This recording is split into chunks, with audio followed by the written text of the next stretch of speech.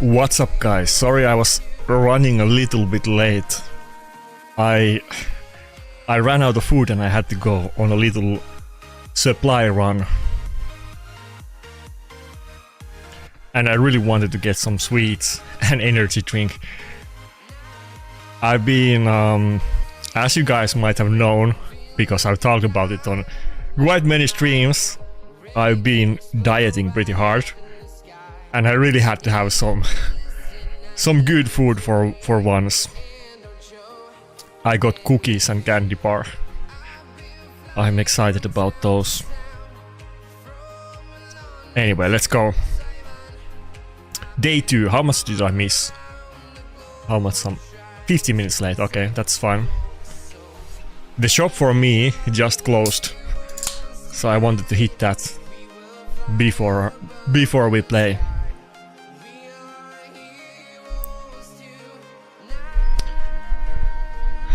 What's up, everybody?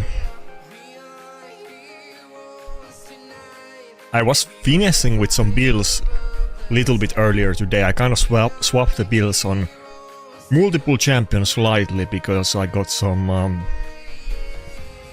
chaos dusting done and I got a few small upgrades and I kind of reshuffled the builds.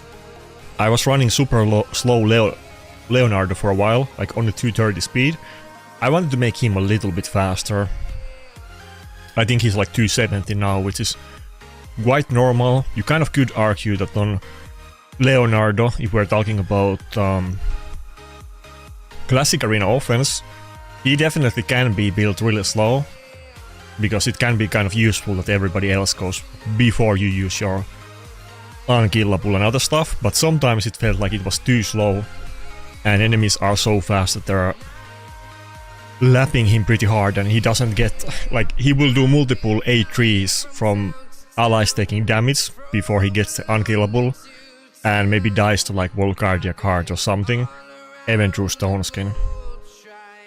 I don't know if this is gonna make any difference, but I tweaked it a little bit. Though Gallows got the biggest upgrade.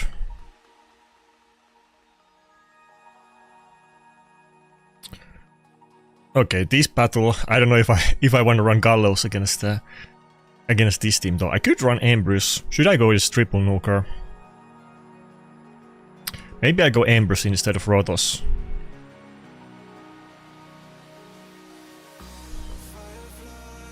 Yeah, I think we do this.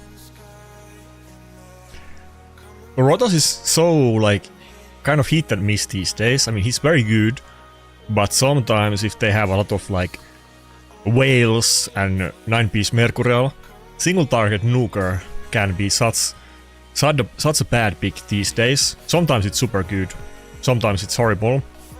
Embrus has a little bit more AoE and doesn't mind getting locked out at the start.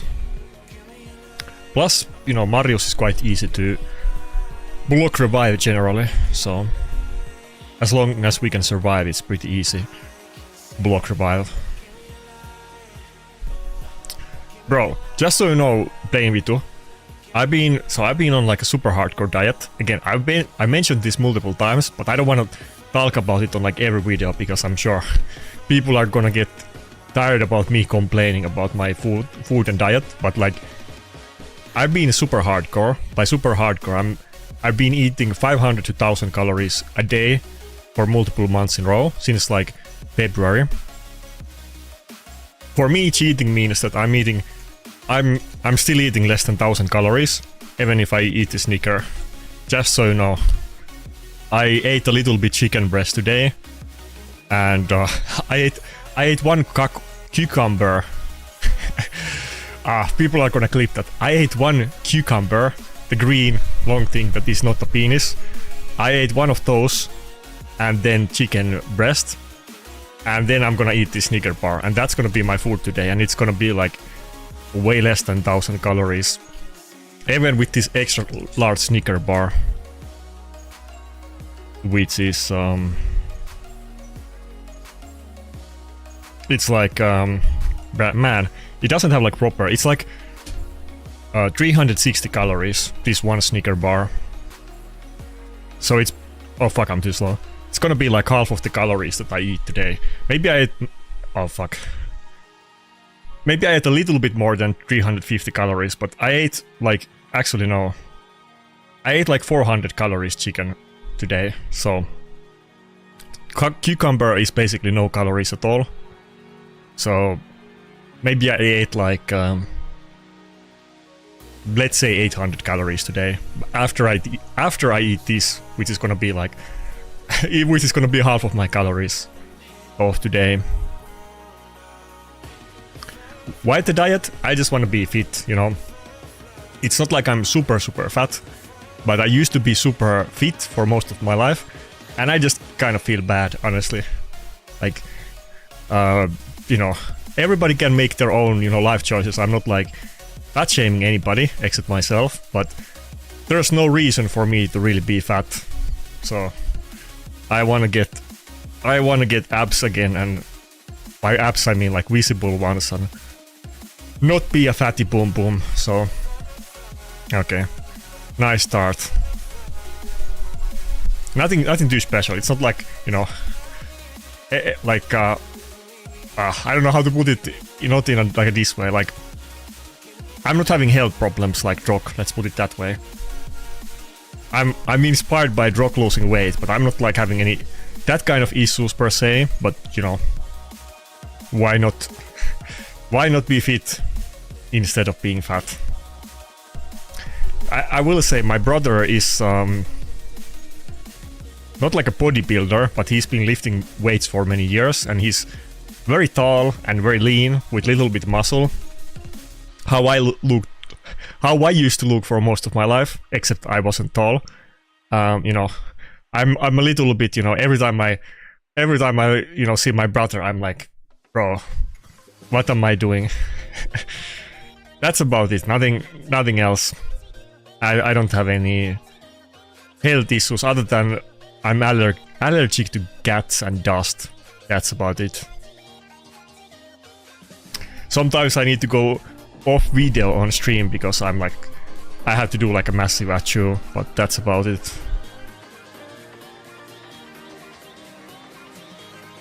Yeah, I know I could eat a lot more calories, but I'm kind of like, you know, I'm not like a moderate person, let's say. So I want to get this over with. I want to get like very lean and ripped, which is my goal by the end of the summer. And then I'm just gonna eat whatever I want and also lift. But now I'm just like cutting until summer. That's my goal. Obviously this is kind of extreme. Like not too extreme, but it is a little bit extreme weight loss. But I want to eat more cookies in the future.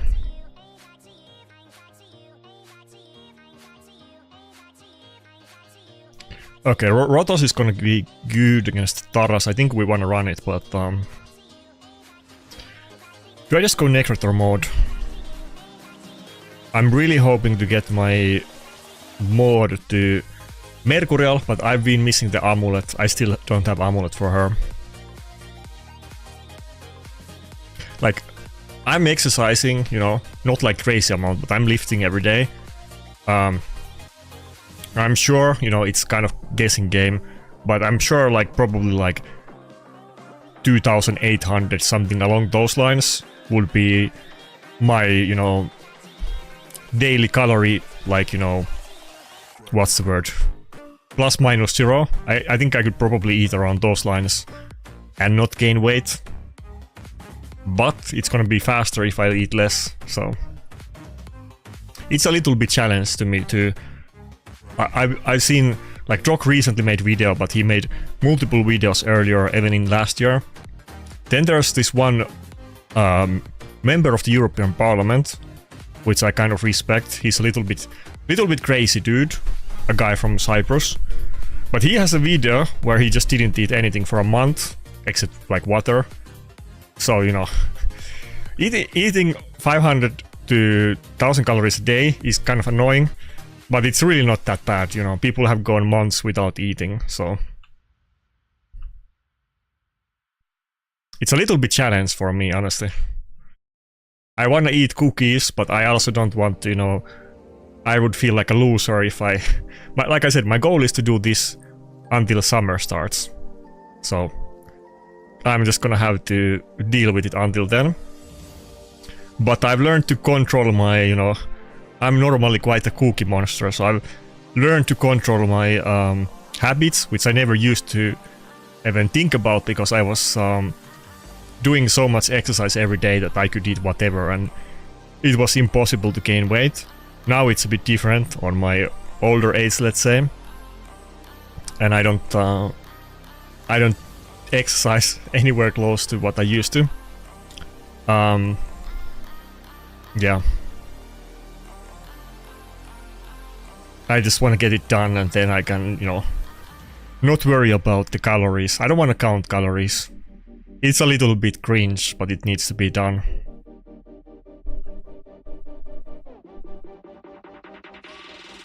Okay, can I not get stunned, please? Okay, I think we're good. Okay. Usually the Tarasas kind of avoid accuracy, because they might be polymorphed at the start of the battle with the fear, and so on. I feel like generally it's kind of good if they stun the enemy, but it can backfire, and the A2 does crazy damage, so you can almost count that they're not gonna stun you, because they avoid doing so on purpose.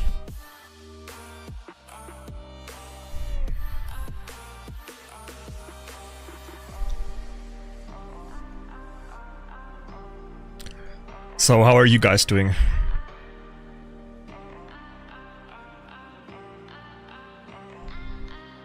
Am I allowed to mention Hilvi today, or your bodyguards in the chat will start crying? Bro, you're, first of all, is that even true? You're like, you're bringing up Hilvi on every stream. Nobody's like banning you for like talking shit or anything. But, you know, I feel like we covered this topic pretty in detail on the last video. If anything, I need more shields. I feel like I'm too libertarian. All of my, you know, my closest aides are no men. Usually it's yes men, but all of the most active chatters are like talking shit all day, so we need more shields, to be honest.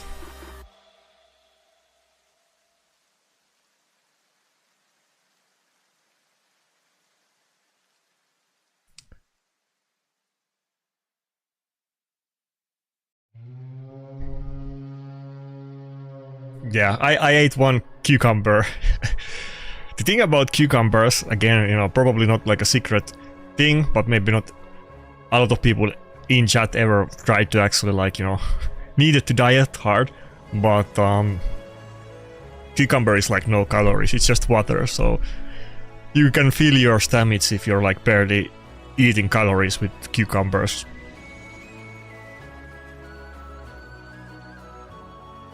I do like the Taras and Maritska. Rotos can deal with this well. It's not, of course I can lose to anything, but I do like this. He has one pick though, so maybe if I pick Duchess now and he picks something that I have to ban, I'm gonna get locked out. But I do have Ankara, so I think we just go with this.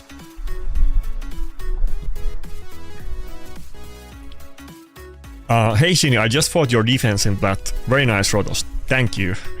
I really want to get it +4 one day. By the way, I put Ankara in defense. I've been running Duchess, Rotos, Predator, Donatello defense for like many months. I tried Ankara instead of Duchess last reset, which I think is generally stronger, but I got hit a lot. I got hit 17 times in the last 7 minutes. Wasn't good. Now I'm actually trying both Ankara and Duchess in defense instead of Donatello, so I'm curious about how the battle went. Obviously my defense is kind of low level, so it's gonna be super face stomp for many people, but it, you know, the builds are good, so it definitely does get wins and surprise people. But I literally put up that defense like earlier today, so I'm kind of testing it if I'm gonna run it on the next Platinum Arena reset. My offense went super good last resets, like really good. My defense was just not holding its own.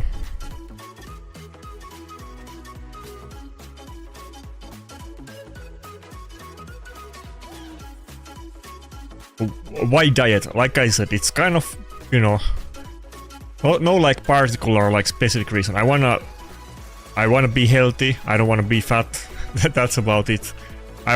Okay, maybe a little bit more vanity than that. You know, I want to be like, you know, I want to be ripped. Let's put it that way. I don't want to be like a bodybuilder, but I want to have low body fat just for like personal goal and like vanity reasons. Nothing too special. That's about it.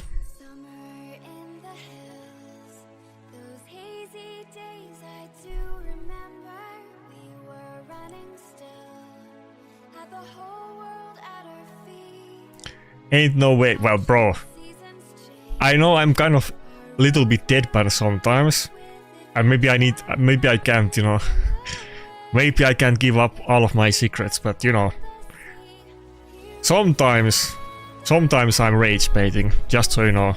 Don't tell anybody else. Sometimes I'm farming a little bit. It needs to be done if you do content. I'm a little bit, you know, too shy and too literal. So even if I make, you know, jokes, I'm often kind of too deadpan and people don't realize that I'm joking, but it is what it is. You know, I do realize that as a personality, I'm a little bit less hype than your average rate content creator. So you know, I do like humor a lot, but my sense of humor is not maybe the mainstream one. But yeah, I set myself up.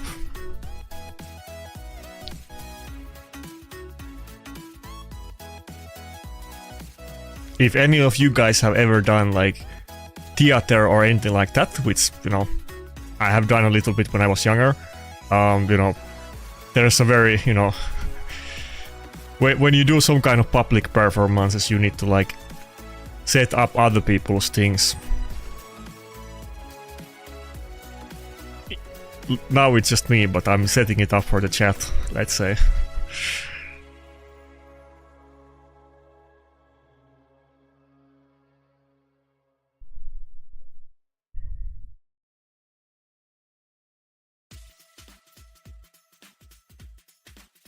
Show Finnish ingredients. What do you mean? Like the actual food that I buy from the shore? It's just normal food, nothing special. What I've been eating is mostly been like vegetables and chicken breast, and that's about it. I kind of stopped eating even not stopped eating, but well, you know, I mostly eat chicken. Sometimes I really want to eat something else, so I do, but like less than once in a week do I buy like minced meat or something else. I'm just gonna do this for like another like 2 months and then I'm done.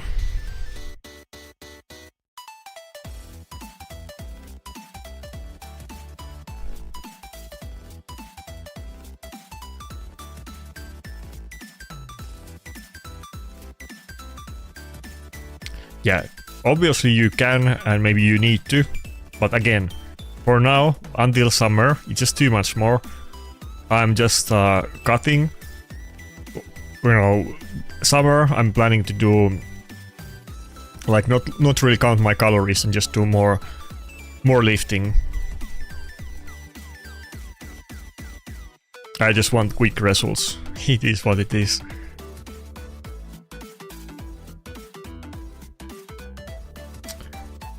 Thanks, Kirk. Like right now, actually, not really on top. We have like multiple. Is it like 2-2 or do I have one win and 2 losses? I wasn't counting. Granted, these are not like easy enemies, obviously, but no enemy is really easy for me, to be honest. Do I even want to pick Armans against this? Probably I do, but Armans is not as good as he used to be.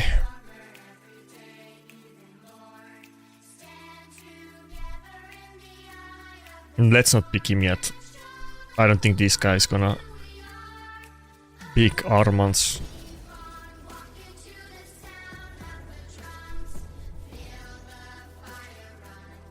How did my Mercurial Necret do? I was planning to like... I just tested it a little bit, not a lot. I mean, and the gear is kind of crappy. I was planning to test it like a full session tomorrow and just spam Necret a lot. It was kind of mixed results. I feel like maybe even the gear makes a little bit difference. Like, first of all, as you know, he loses the stacks a little bit faster if they like hit the protected target. So there is that, but he avoids a lot of CC. So there's kind of both sides, but I do have quite good Stone Skin and Bolster. I didn't do that many battles, but it almost felt like he was tankier in Stone Skin and Bolster. I mean, he lost like 30,000 plus health switching the set, so... Ah, fuck. Well... Do I need to go Rooster here? Rotos can't deal with Solanar, though I'm probably gonna ban it regardless. I think we need to go double Reviver and then Wu. Rotos is gonna hate fighting the Theodosia. I don't think I'm gonna be able to ban it. And it's gonna be double Whale with Theodosia.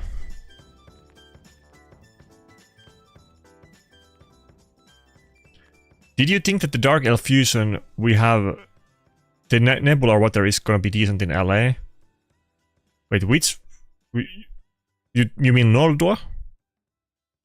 Are you talking about Solanar's partner? Or is there some new fusion that I haven't even saw that was announced? Noldor is not really used by... It sees a little bit... Okay, Bayek, fuck. Ugh, I have to ban Bayek. I'm not even running Rotos here. Noldor basically sees no use. Solanar is very popular. He gets a lot of use. He's kind of a weird champion that he needs to be countered or he's kind of OP. He can totally be countered, but he deals, you know, he's really annoying. Like if you use champions that get extra turns, which Mythics do and a lot of champions do in their mechanics, he just destroys them. He's quite good against Mercurial, and he just does AoE damage and mauls you down. People don't run the partner in live arena basically at all. In classic arena they do, in offense quite often, because then you don't need to build any crit rate on Solanar, but they kind of put everything on Solanar and the partner basically, you know, it's not like one of those partner combos that you need both of them together. All the good stuff is on Solanar, and the Noldor basically barely has anything good, so you don't need her. But she has a niche use, which is running a no crit rate Solanar. And it deals with Bayek teams in defense, but I haven't really... obviously I don't have Solanar, so I haven't been able to try it myself.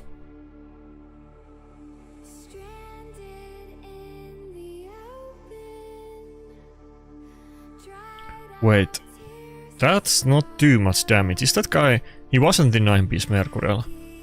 That's surprisingly low damage, because that skill hits really hard. Well, it's good for me, but I... Wait, no, it had to be Donatello passive, right? There's no way my Gallos survived that nuke.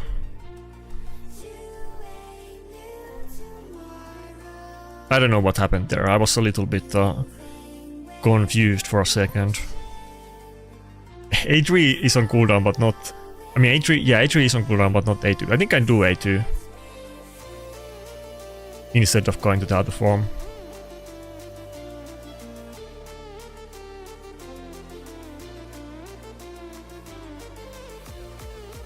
Don't take life too seriously. Well, I mean, it kind of depends how you interpret that. I mean, you don't want to take it too unseriously either. You don't want to, you know, be in a terrible shape and have like no money to live. So I mean, you need something, but you know, I'm not like I don't have life goals like I want to be a bodybuilder or I want to be richest man in the world. So trust me, I don't have those issues. But you need a little bit, you know. You do need something. It's gonna be more fun having your, you know, gamer dungeon and, you know, food and money and boat and stuff than being like a homeless on the streets and, and doing whatever. Okay, if I switch form now, I'm getting fucked, right? I'll literally die if I switch form. Ah, so annoying. I think we have to do A1. But I'm gonna die anyway. Maybe I should have switched form just to have the other form up.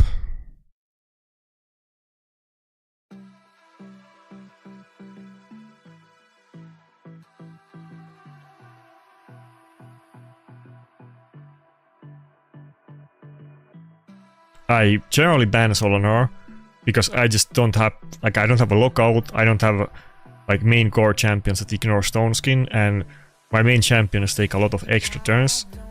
I just don't have the champion in my roster to deal with him, so I kind of rarely battle Solonars.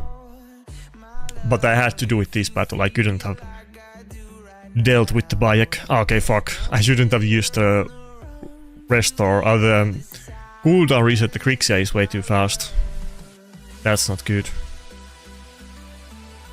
Well, I guess I'm kind of screwed either way. So it's kind of low damage Solonar. I probably, now it's too late, I probably should have just switched turn last time and died. Haven't really played this scenario a lot. Is that 3 losses in row or not? Now it hit hard. It hit so little on the first turn. Okay, 2, not 3.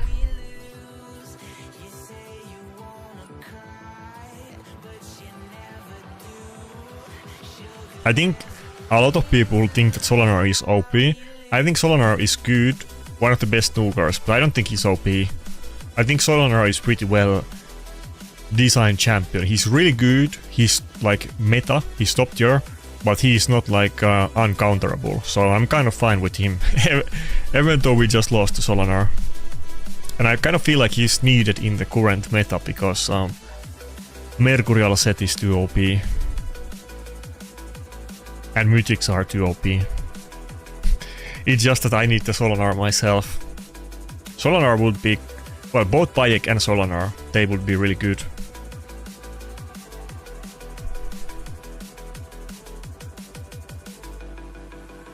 I don't even know which one is better, they're both really good.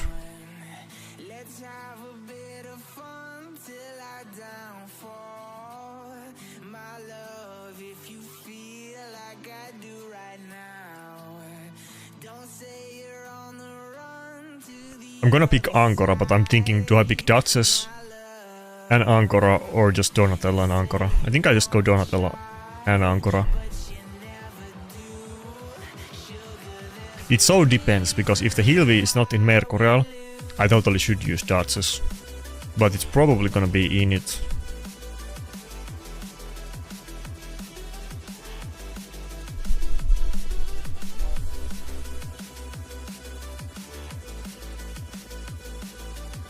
No, but he had one turn unkillable, so it wouldn't... I would have died.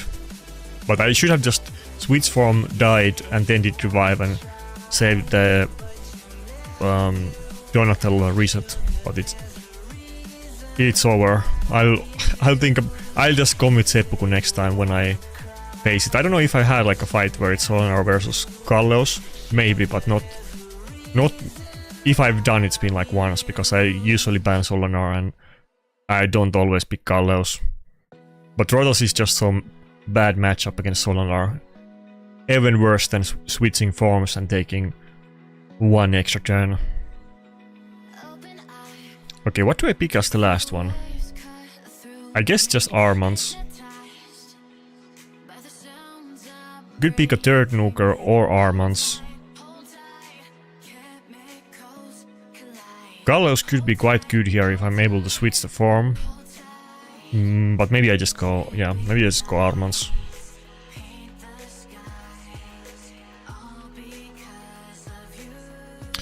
What about Krudrax changes? I feel like it's gonna help her. People are gonna run Krudrax a little bit at the start, but I don't think it's good enough to make Krudrax like top tier. I feel like if you can win with Crew Draxa, you can win with other champions too. It's gonna be nice that she can do block revive, but there's bunch of other good block revivers like Nice and Predator, who are also more tanky with their passives, so I don't think it's anything game breaking, but it's I don't know who to ban.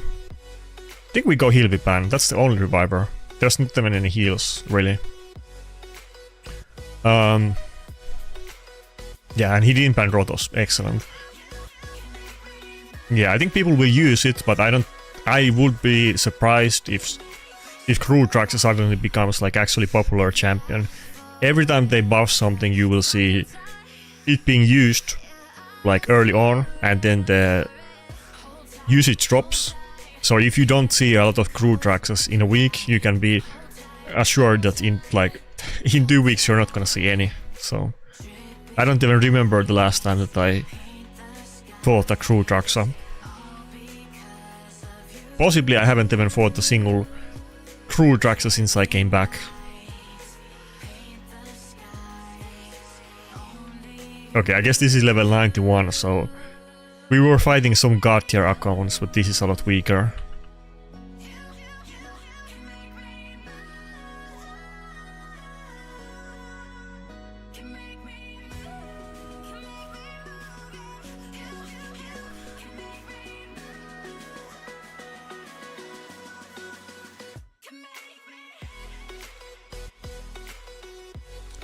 What's up, Jay? Thanks.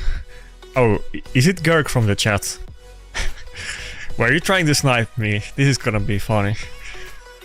I feel like there's almost more live arena player these days than back in the day, because I used to get like friendly battles, like not with the current system, but just random battles with people I know all the time, and it's happening like way less these days.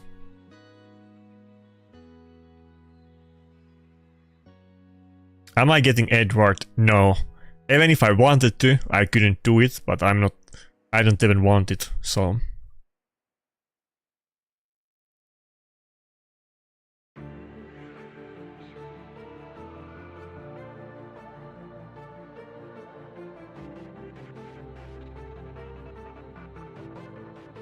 But I mean, that being said, like, if you go first and you can like buff strip enemy or whatever, sure, you can block revive people with Crew Draxa, it's nice. The upgraded passive is a lot better. It's gonna, you know, actually let her have a turn in battles. But if they put the block revive on the A1 instead of the A2, that would have been a lot more interesting. That would have been a quadruple hitter block revive with ignore defense, which would be potentially even like I don't think it still would be like meta, but it would be kind of maybe a niche in the current meta, because everybody is running champions in 9-piece Mercurial, and if the Crew Draxa A1 did block revive and you had really good build, I'm pretty sure you could kill somebody like Hilvi from full health with 3 stacks of total guard with the A1, but that's, you know, we're not gonna see that. I think if it was block revive, I think some people that can do really good builds and maybe empower her, they will try strategies like that. But they put the block revive on the A2, which is a lot worse than if it was on the A1.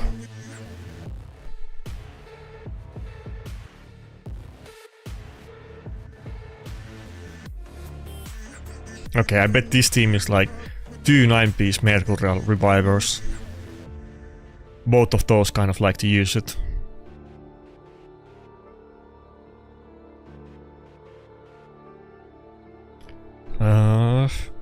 Assuming, you know, it's double reviver with lockout and CC, and I'm guessing both of the revivers are Mercurial. I think we don't go Rotos in this battle, but I don't know if we go Galleos or Embrus. Maybe I could go Galleos on this one. It's gonna be pretty good against Hilvi and Fabian. Not like a counter, but we have some mechanics to try to deal with those two. That being said, I mean, I'm pretty big fan of like buffs, so, you know, good on Parium for buffing champions and doing it more regularly. I should have done a video about it, but I just you know, I forgot to do it, or I was like too late. And the thing with those I'm not gonna lie, it's a little bit cringe to say, but I'm just keeping it real. With those videos, when we have like new champions or updates, they basically tell all of the content creators that you can drop a video about this, like let's say 3 PM today.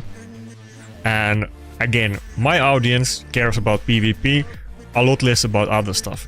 If I make a non-PvP video, it will get way less views. Now, when I make a video and 20 other content creators who are much more popular make the same video at the same second, the videos I make about new champions get generally like very little views, so it kind of deters me from doing them. But I want to do them, but I'm planning to do them like if they would get more views, I would do it every time. But I feel like I need to grow my channel a bit more that I do them, because if I put the videos that don't get any views all the time, it's gonna negatively impact my channel. So there was like 1 hour time, and I was thinking, should I do it? And then I was like, nah. It was only 2 champions though, but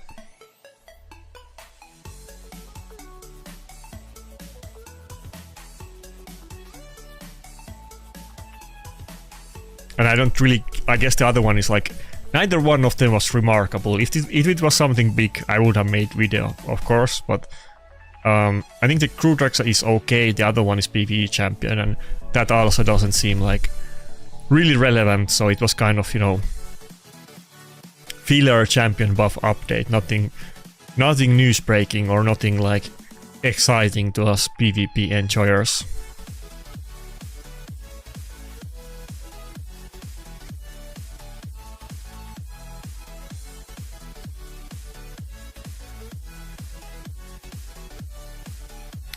Oh yeah, good luck, Kirk. I assumed it was you.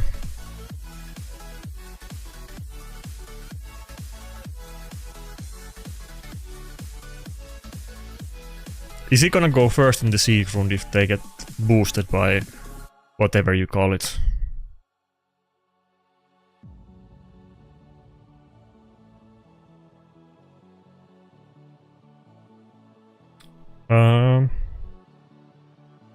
I don't know if this is the wrong choice. Ah, fuck. I thought I could maybe go first if I got boosted. Okay. I don't think if I do A2 here, I don't think everybody's gonna die. The Raglan looks kind of tanky. Oh, okay, everybody died. Fuck. Cat's case too OP. Well, maybe that's still fine. I mean, it's kind of good, honestly. He's very squishy team otherwise. And only the Siegfried has 9-piece Mercurial, so I guess we're good. Yeah, actually that was totally fine. Often that's not a good thing to do against Siegfrieds, but this matchup, I think we're good. I think I'll even save the A2.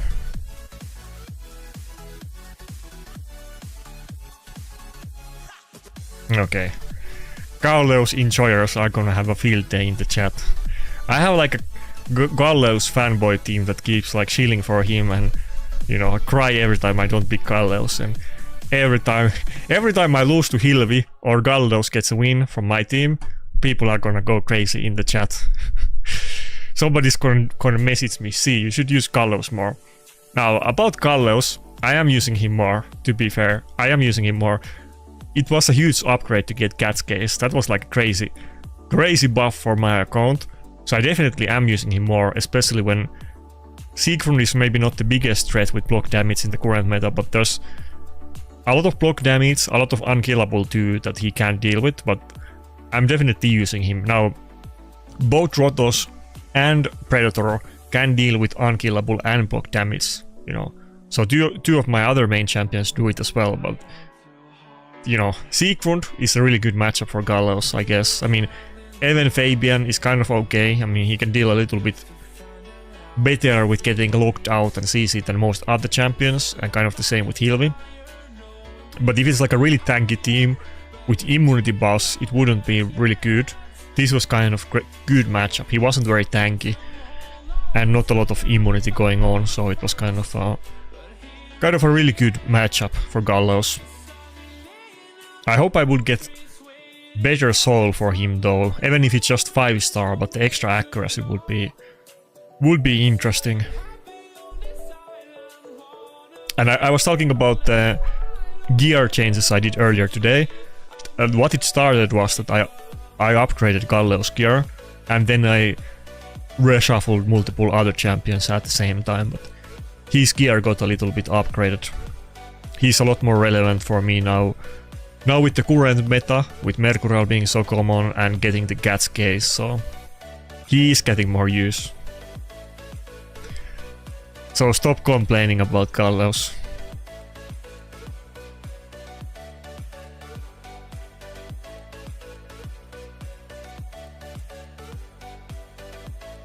Gear matters more than champions until late game. Y'all chill with the ego. That's like one of the core debates. I've seen that debate like literally more than 1,000 times. People have that debate like multiple times a day in raid discords and stuff.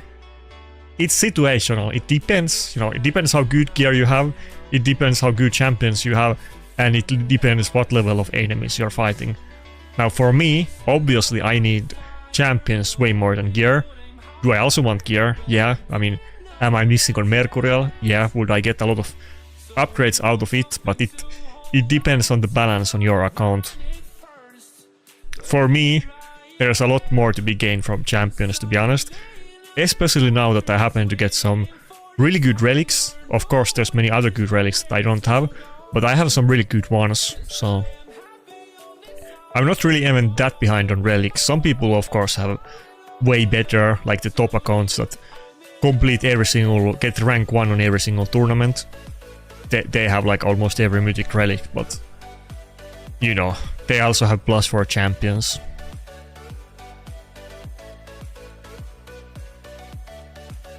Ankora is getting a lot used to. Not just today, I mean, it's kind of my main reviver these days, but especially today. Do I just go with Donatel again, and what Nuker? Maybe we go Gallows here too. It's the same deal. There's a very high chance that Hilvi is gonna be in 9-piece Mercurial, and the Unkillable could be pretty good against the Embrus. Ah, fuck. Comidus, I really want to ban the Solanar. God damn it. I kind of want to risk it and ban the Solanar, to be honest.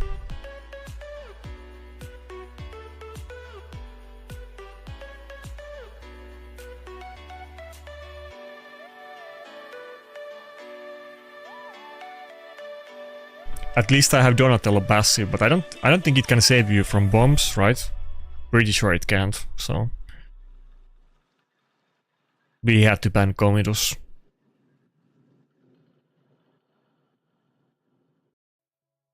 Oh, he has the tower helm on Fabian, like the current seasonal relic. Also 9-piece Mercurial on both Solanar and Hilvi. That's gonna be tough, but I'm glad that I didn't go with Rhodos. Rhodos would have... I think I need to get, like, I don't really often go for triple nuker. And going triple nuker, you kind of need those mythic champions that do multiple roles. I'd really love to pick triple nuker teams though and go with Rhodos, but I feel like Rhodos is very risky. If they have a lot of Mercurial and they ban your other nuker and it's only Rhodos, it's often kind of really tough.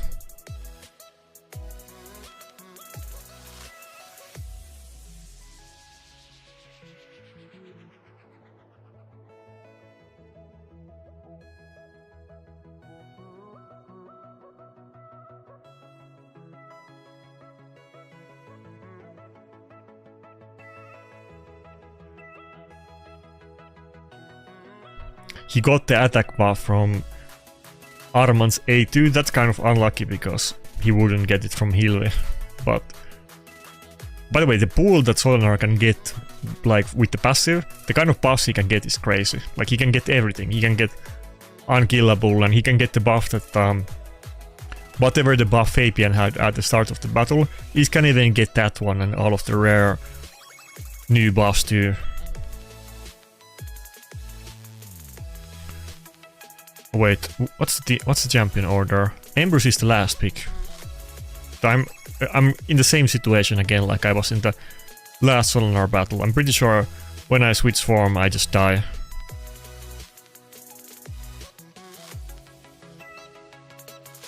Ah, fuck.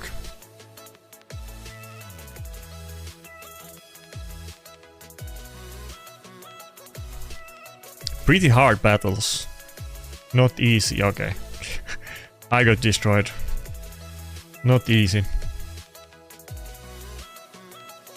I don't have solution for Solinar, like I said, and I kind of have to ban Chromidus in every battle too. If I get the same guy again, I'm gonna let him have the Chromidus, which I kind of wanted to try, but I feel like I would have just died before taking a turn, and Angora single target revive I don't think would have saved me at that point.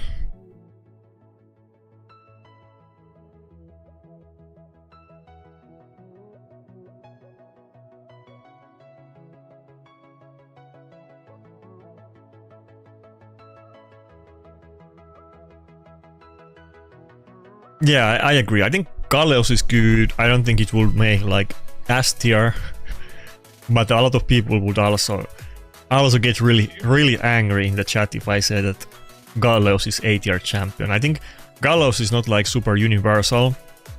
You need to be a lot more. He's more like a last pick nuker. He's good, but he's not like, you know. There is better champions, like better nukers. Like Predator, obviously.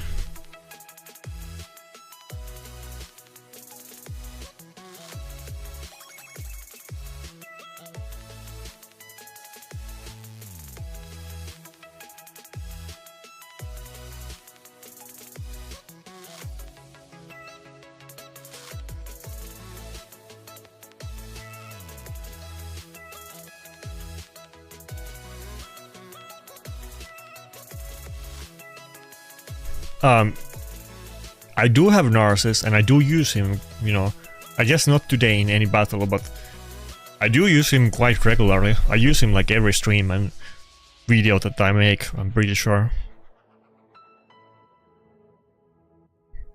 I mean, we could pick it in this battle if we want. I don't see why not. Narcissus is like fine, but he's kind of outdated champion. He doesn't deal with the relevant mechanics in the current meta. Well, he has block revive, but he doesn't have ignore block damage or unkillable, and he doesn't have like some crazy original like thing, so.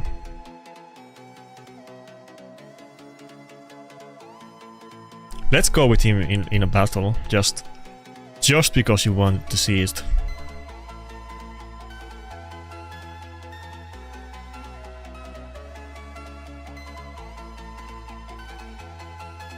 I mean, it's good against Taras and Maritska, that's what it was intended to be used against. Shields and Strengthen are not super meta, they were a couple years ago.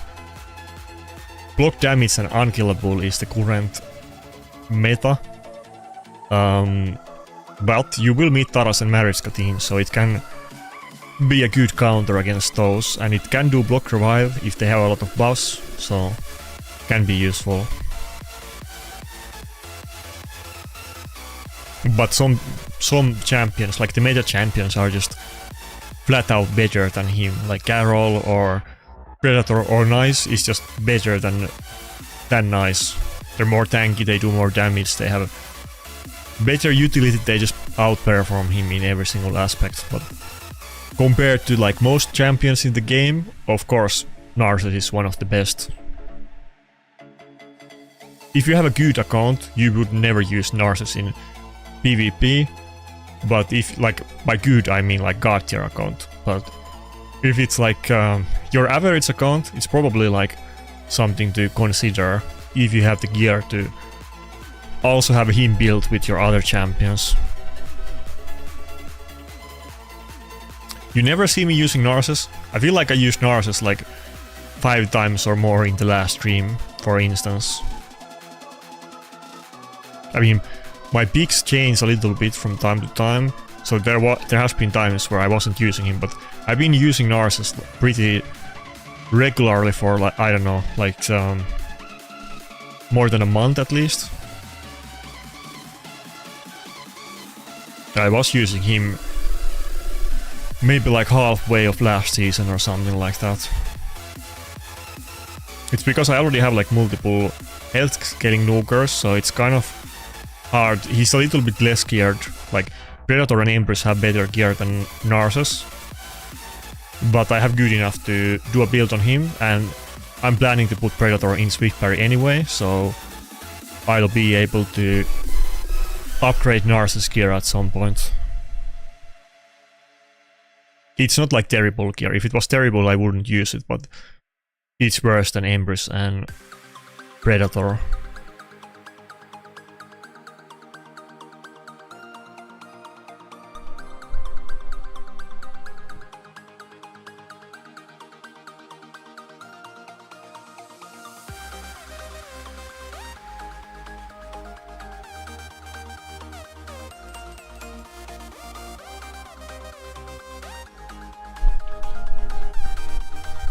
Okay, we got Hilvi and Siegfried again. This is very squishy like a speed team.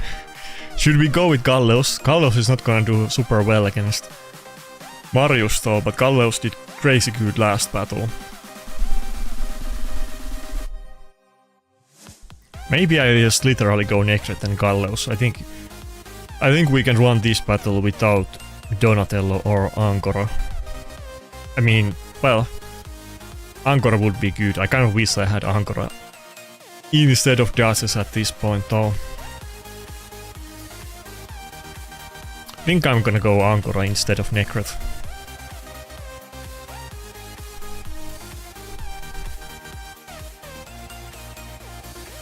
Yeah, Comidus again. I really wanted to ban the Marius in this battle. Have to go for the Comidus ban.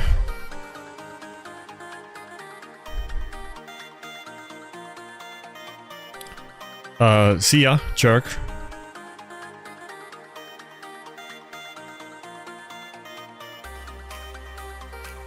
I think Solinar can get any buff. I'm pretty sure it can literally be any buff. Because he's getting even the newest buffs in the game.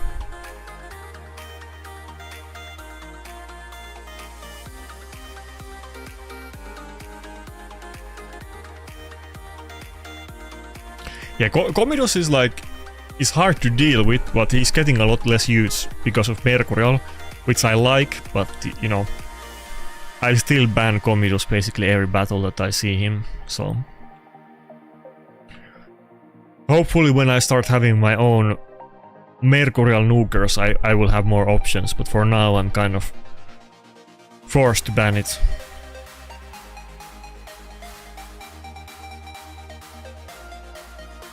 Like this guy, this is a great example. I mean, it's not over, but you know, we had a decent start. If this guy had Marius and Hilvi in Mercurial, I think I would have like no chance in this battle. It's such a big difference having those sets.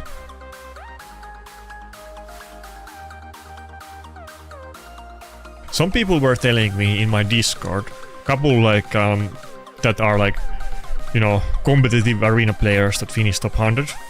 Two guys were talking about they already have their Galleus in 9-piece Mercurial and they both like it, so...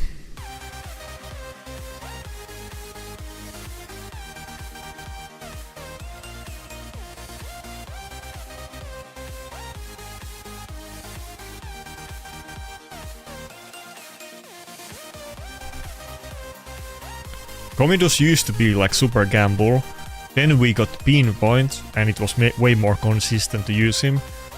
And now it's super gamble again because of the Mercurial. He kind of like keeps going like back and forth from being like way too OP to being like, you know, too inconsistent really.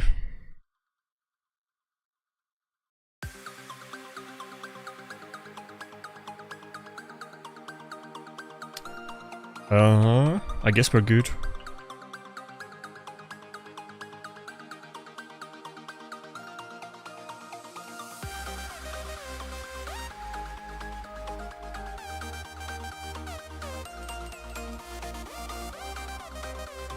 Ah, my chat is bugged again. Why is it not updating it?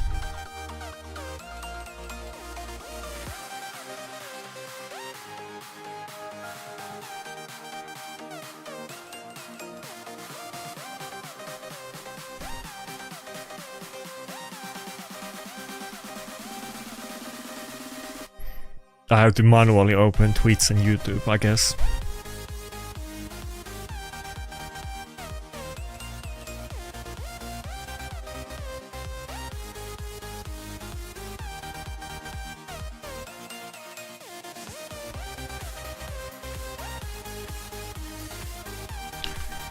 Is there a reason why I don't use Marius? Yeah.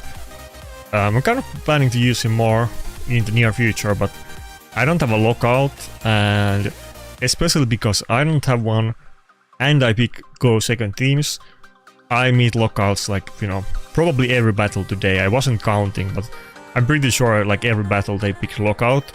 Marius is not super... It's super good if you go first, but it's terrible if you get locked out.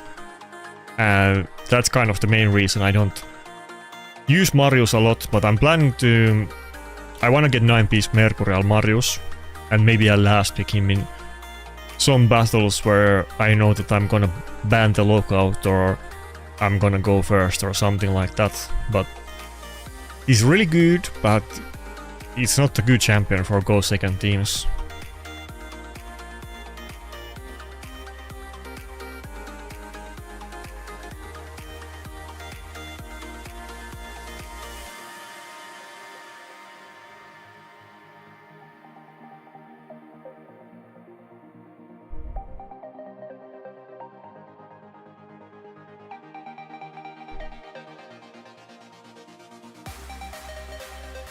Could go, by the way, I mean, I can go whichever. I could use Narses and Ankara in this battle.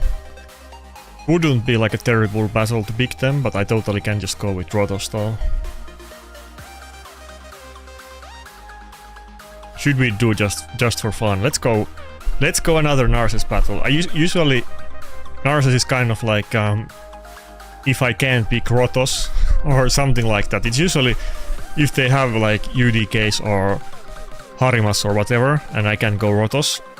Narses is one of my backup options, but why not? Rotos is kind of great against Nice though, and it's good against everybody else in his team, so I do like my Rotos. If Rotos isn't countered, he's always good, but there's a lot of ways to counter him these days.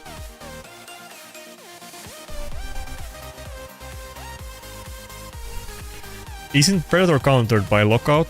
Do you just ban lockout most of the time? So, yes and no. I mean, Predator has 60% chance to dodge the lockout at the start of the battle, so it's quite high chance.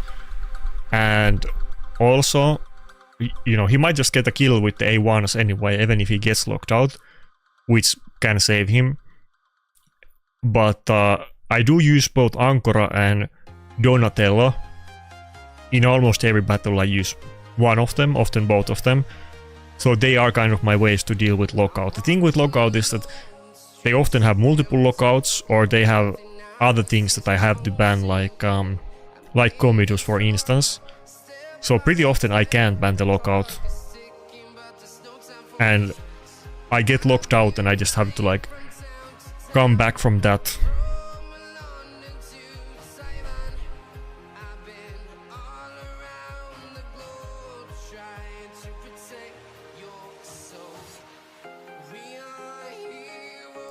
Yeah, Predator can dodge everything, just so you know. Even if you get turn meter reduced, like if Ankora does the A3, A3, she does a revive that doesn't hit enemies, but it also reduces their turn meter. Predator will even counter attack from that with the passive, so anything. Doesn't even have to deal damage to you. If they place a fear, Predator can dodge that and counter attack. It's kind of bonkers.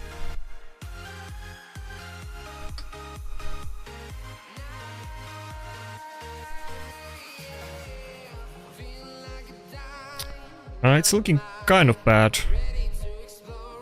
Maybe I should have gone Rotos. After all, Rotos wouldn't really have issue with the Enfeebles.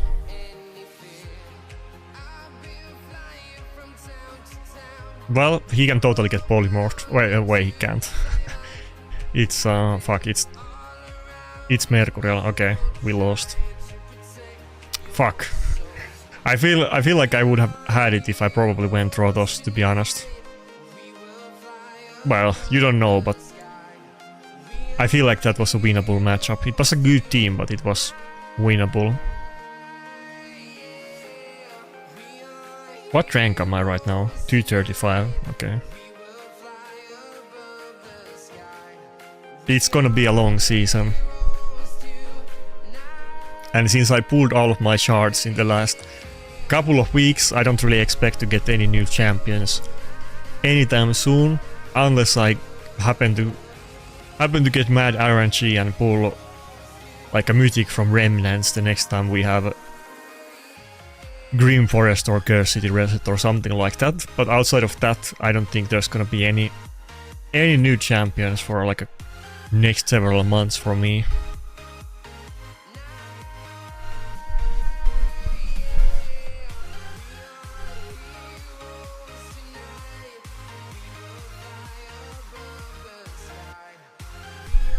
Okay, this is definitely a Rotos battle.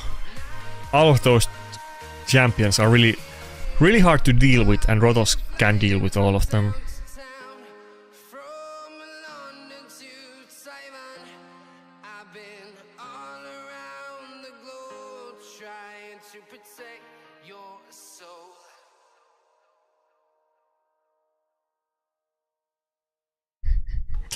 Bro, I feel like we're almost debating this Shredder thing like almost as much as Hilvi. We have those two debates every single stream. I mean, go ahead, but you know, how have we not debated that topic enough?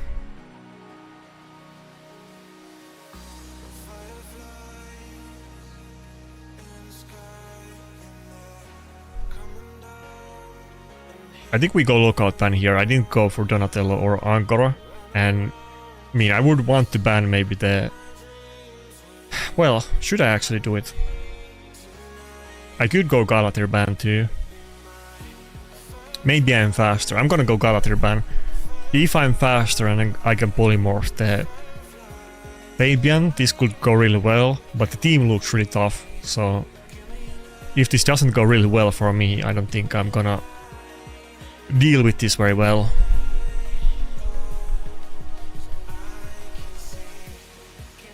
What's my opinion on Aelil? It's kind of, you know, usable. I do see it sometimes, but it's not really like top tier. It's a filler champion. If you don't have better picks, it's still usable in PvP. I have definitely...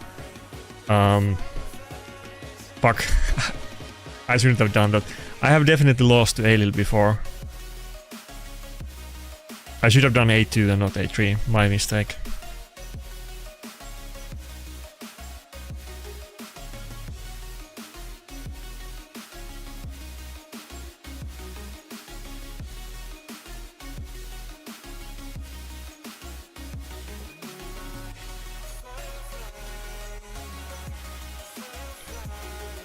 Yeah, I didn't make it either. It was a weird plat push. I was doing really well in offense. I didn't lose any battles. And I beat some like accounts with like rank 1 trophies and everything. And I didn't even have any slow battles. But I did too well in offense. my defense got 17 losses in the last 7 minutes, so I got farmed really hard. At one point I was like really high, and then I was like 50 points below platinum, and I kept like winning, like I started farming one-man teams, but there was not enough time to catch up because I got so many hits on me. But I was kind of was disappointing to not get the loot, but I feel like I was kind of surprised I did so well in offense. If I just had a more scary defense team and I could do a longer push and not get, you know, farmed out, I think I could get high rank at this point. The offense is good enough, surprisingly. I probably had like kind of lucky offense, to be fair, but even still.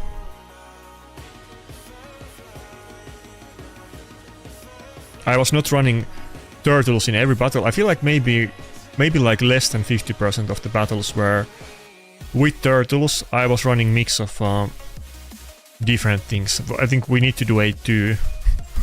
We can't get block revived here. Wait, if I do 8-2 now, the Garrel is gonna kill me. Fuck, I have to do 8-3. I wanted to do 8-2, but I had to go for it. I got feared. Fuck. Maybe I should have done A1. Is he just gonna kill me with Niam? Yeah. Fuck. I need to whittle down that Empress because he lost the passive and he's gonna heal himself to full. Maybe I can kill it before it.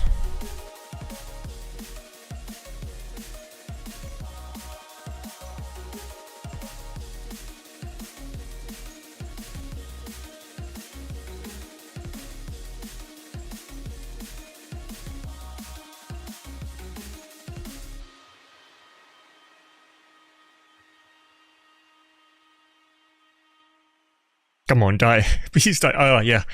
We got him. This is so close. I think I'm still gonna lose, but there's maybe a chance. If I can get the revive up, then we might make a comeback. Fuck, Carol is getting so many ally attacks.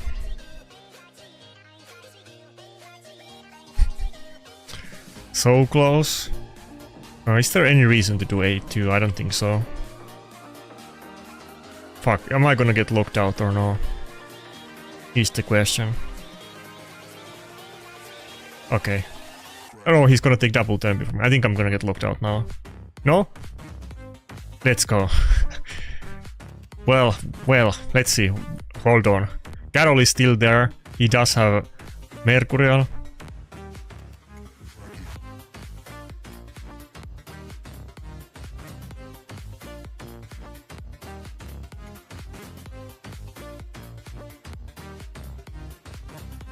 Okay, that's a lot of sheep. Surely we can do this. Come on, it looks like I can win. To be fair, it's obviously a 9-piece Mercurial Garrel, so the damage is like completely different level than usual. And it's probably not even that good gear, to be fair, because I have seen 9-piece Mercurial Garrels hit really hard. But we got it, so...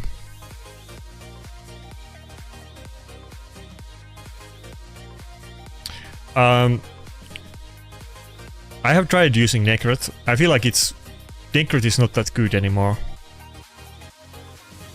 Like, that's the defense I have right now, and I've been running it. Last week I used it with Ancora instead of Duchess, it was really bad, and with Donatello.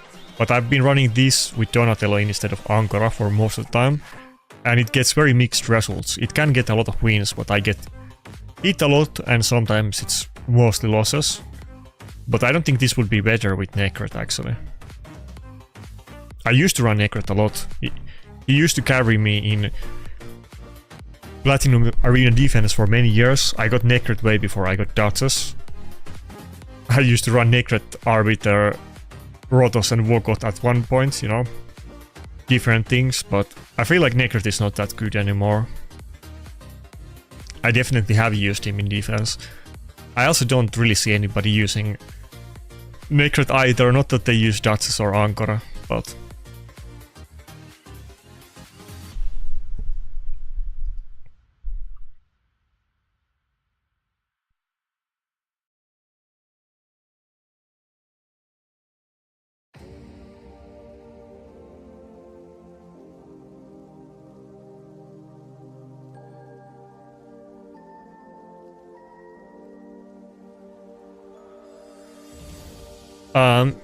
Yeah, it can be either one of those. I feel like, to be honest, you can do well in different ways. You can not get hit, or you can win in defense. I've gotten really high finishes by actually having very positive win rates on defense, but that's usually the less common way. The common way is that you just have really good defense and everybody avoids you except the top 20 players, and then it's gonna be like slow and annoying battle and they rather hit other people than you.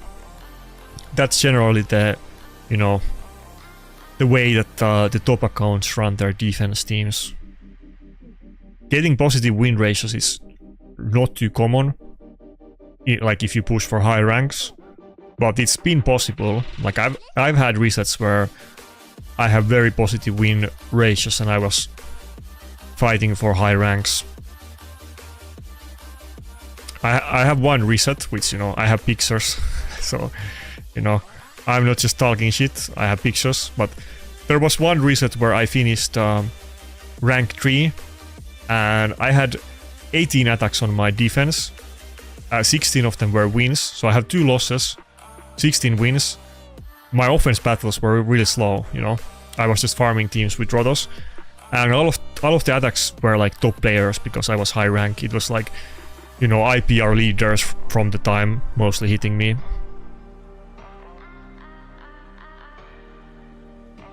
And other people have had similar things, but usually the way to go is to have really annoying defense and nobody wants to smoke.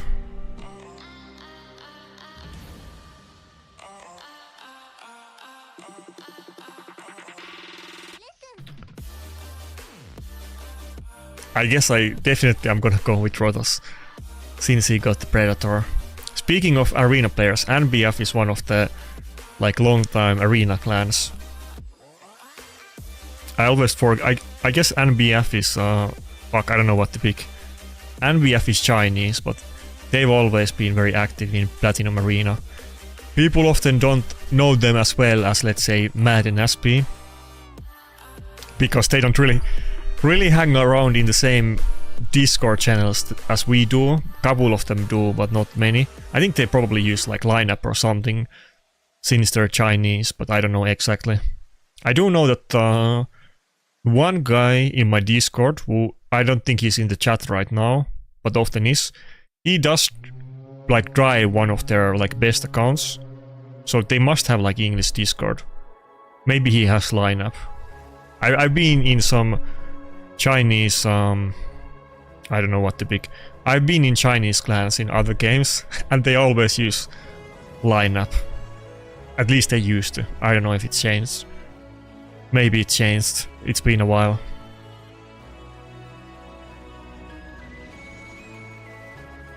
Or WeChat. Either one of those two.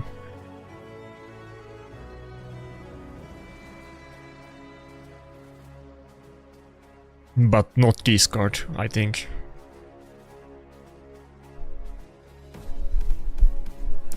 I don't see tank Bayek often. People always build Bayek as a nuker, really. I see it as a tank once every new moon. I think the tank is better, but, you know, it depends what you're fighting against. Fighting with against it, of course. But I mean, the general consensus clearly is that the tank is better. I probably do better with the tank, since with the damage dealer, since it's more squeezy. But I've only seen like 9-piece Mercurial with no damage Bayek like couple times. People don't really use it at all.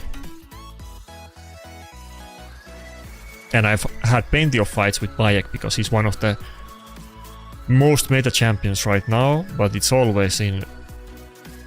Not always, but like, I wanna say like 80% of time it's in 4-piece Stoneskin, 4-piece Lethal, like 19% of time it's in 9-piece Mercurial, and a couple times I've seen it in not be a nuker.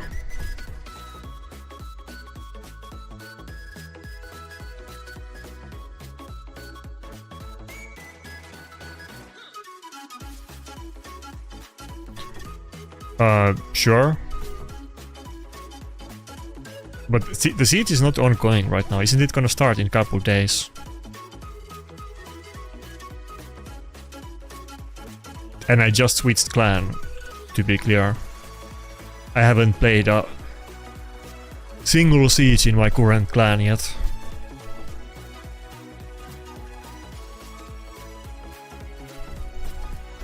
Okay, not going well.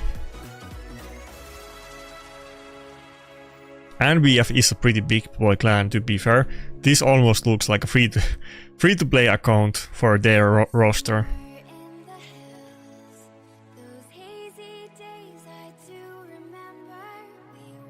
Wait, how can I see the clan?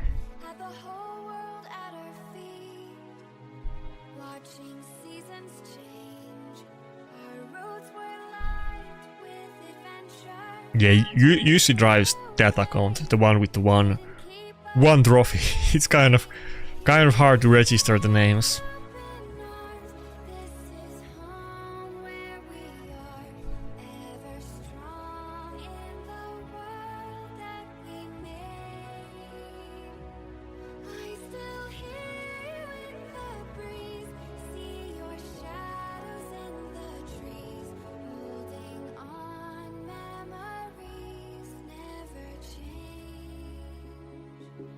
Yeah, pretty fast.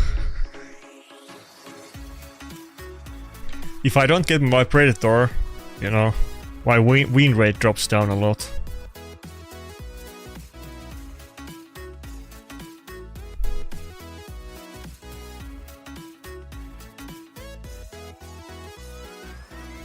Oh, I'm fighting you? What's up?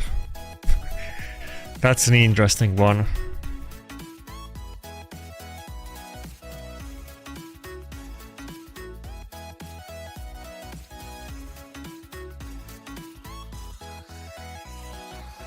I feel like, you know, that guy was kind of stomping me. I don't... Maria's okay, it's definitely not the best champion in the game.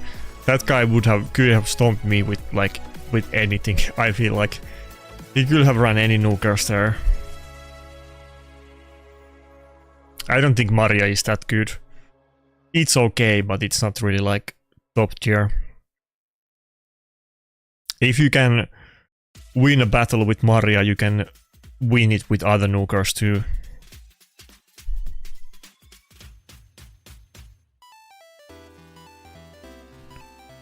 Okay, Ankara was a good pick here, I guess.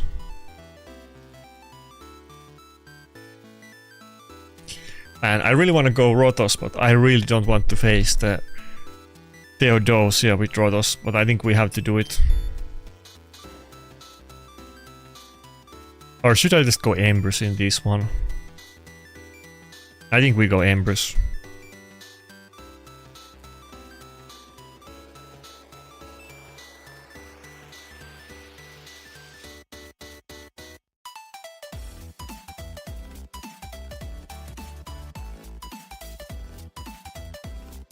About sheeps? I have like one polymorph on the team. What do you mean? I'm not even running a lot of sheeps here. Sheeps is kind of dead. Mercurial killed polymorph. Wand is still kind of relevant just to protect your nuker, but you're landing the CC on enemy quite rarely these days. Most of the champions that would CC you like are running 9-piece Mercurial, or they would do it if they could do it. Okay, thank God I didn't go with Rotos. But I already the Theodosia was enough for me to not want to play my Rotos.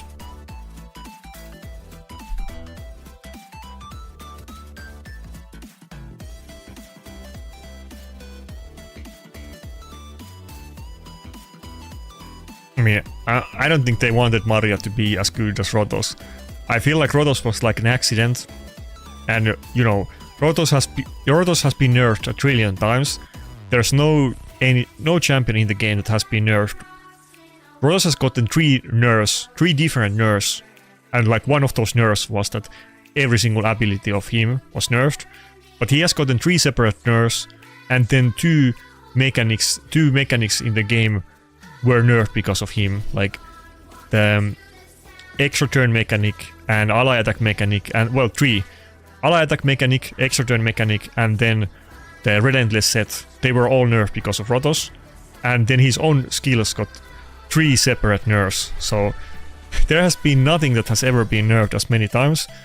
And Rotos is super old champion too, and he's still usable. So they definitely didn't want Mario to be new Rotos.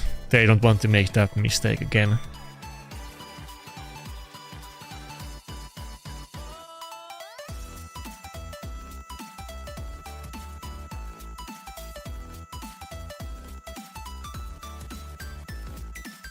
I think Mario is kind of like Clarion wanted it to be, that it's good enough that people do the fusion, but it's not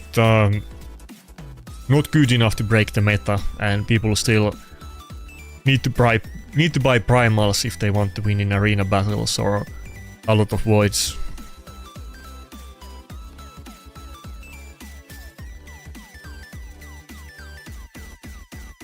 A2? I think we do A2. Okay, that's a pretty good start. We got some kills on Predator. I mean, he's gonna nuke now, but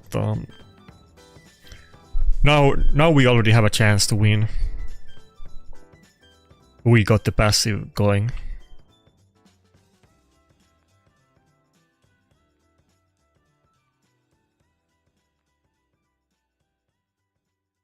Okay, is that just it?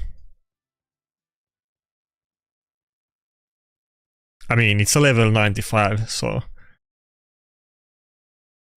You know, very good champions, but I probably have better gear, to be fair.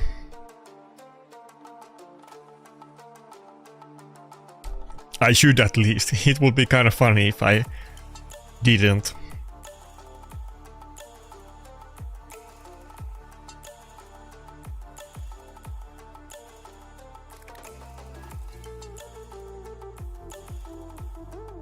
Oh, did we get anything good? I don't think I want a Chaos or these items. At least for now. Though it's a little bit tempting to roll the Impulse. What you call it? The... what do you call these pieces? Not the legendary, but the better one. What do you call them? Is it like a mythic? I forgot what you call these.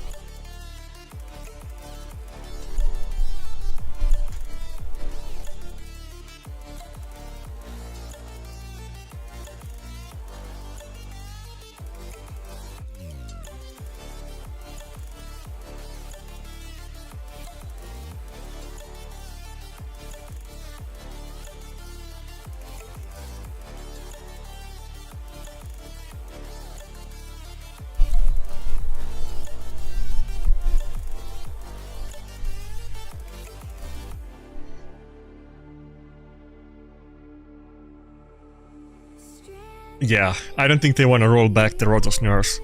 Don't forget, like... First of all, Rotos passive used to work very differently. If you had any shields, then you couldn't take any damage at all. You could even break the shields, like the... You couldn't... You, like, They could only do damage to your shield if you had any type of shield, even if it was a really small one. You couldn't take damage from anything, it was super OP. But also, you would block revive instantly. From the 8-3, always. So... it's way too OP if they undo it.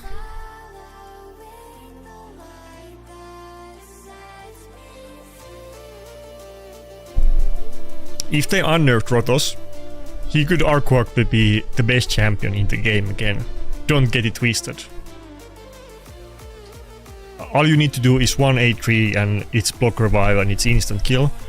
And you build some kind of shield setup with Rotos and he can't take any damage. Like, you build as little max health as possible. The old strategy, people probably don't remember, but people used to avoid building health on Rotos. Because if you had like low max health, but you had big shields, then they couldn't even break the shields. It was crazy. People were running like 15,000 health Rotoses back in the day. in Relentless set. You didn't even need Savage. Fuck.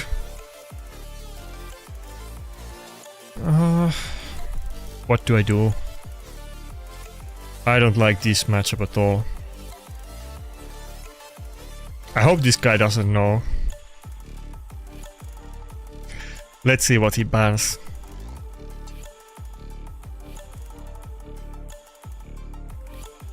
But yeah, honestly, I think Rotos would probably be the best champion if the nerfs were not like done. I think he would still be the best champion in the game, or best nuker at least. Okay, do I ban the Bayek or not? I almost don't want to ban it, but it depends what he bans. It's a very squishy team. If I get locked out and he bans Rotos, I don't have too many ways to deal with Joan. Okay, he didn't ban Rotos, excellent. It's kind of like a hard thing because when I pick these against Bayek teams, if they know me, they're always gonna ban Rotos because they know I have Death Dealer. If they don't know me, they're not gonna ban Rotos, and I'm usually gonna win these battles, but let's see. I think we should be good, but who knows? Okay, the Bayek is in like two turn total card. I think Joan is a nuker. I don't know if Bayek is kind of high health. It might not even... Wait, we have still Donatello passive, I hope. Is Joan just gonna block revive me? This is not over yet. I think I have Donatello passive. Okay, we proc the passive. Thank God. Donatello can be pretty bonkers at times. I mean, I use him in like every battle or so, but it's actually sometimes pretty good. Okay. We beat a big boy account, let's go.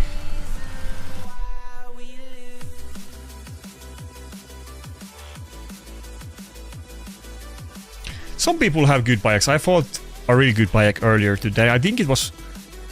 I wanna say it was NBF guy. No, not the guy with... I think I fought the guy with 3 trophies from NBF today. He had a Bayek that hit 150k on me. I've never seen that kind of damage from Bayek before, but I guess if you have... I mean, I think it was plus for Bayek, to be fair, but you know, if you have really good gear, even Bayek can do a lot of damage.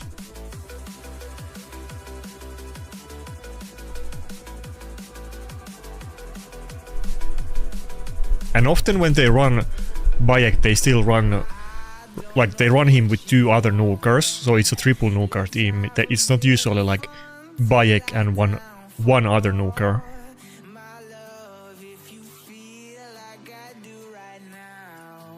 Again, a lot of the current meta champions, they kind of do multiple roles at once. Like, you might be a nuker and a reviver, or you might be, you know, a CC champion and a reviver, or, you know, a buffer and a nuker. A lot of them do multiple roles. Joan and Bayek, for example.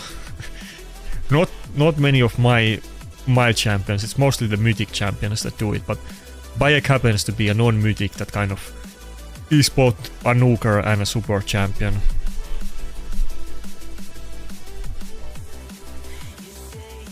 Okay, do I dare to go with Rotos? Obviously we're gonna ban the Carnage.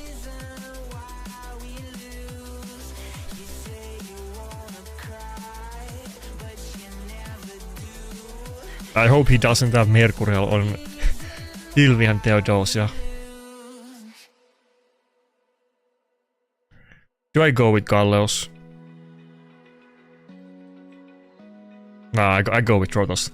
Let's try one time dealing with the Theodosia, Whale and Stoneskin. Rotos does much better against Fabian than my other champions, except Predator, so I kinda hope I could use him. Okay, so Joan. But the issue here is that it's gonna be really hard to kill this team. It has double revive, and probably both of them are in 9-piece Mercurial. And then Theodosia does Whale and Stoneskin. It's really hard matchup for Rotos.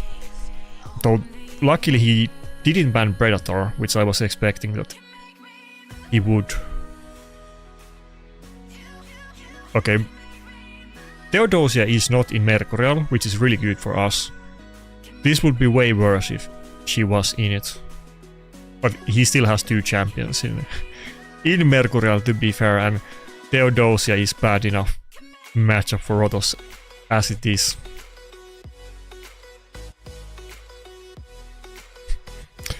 I can't even kill the Maria here, but at least I can dwindle down the total card stacks. I feel like he should have banned one of my nukers in this battle. It could have been whichever, but probably Predator, because Rotos is gonna deal with this team terribly, and he has block revive. I wouldn't have banned my Donatello if I was him, to be honest.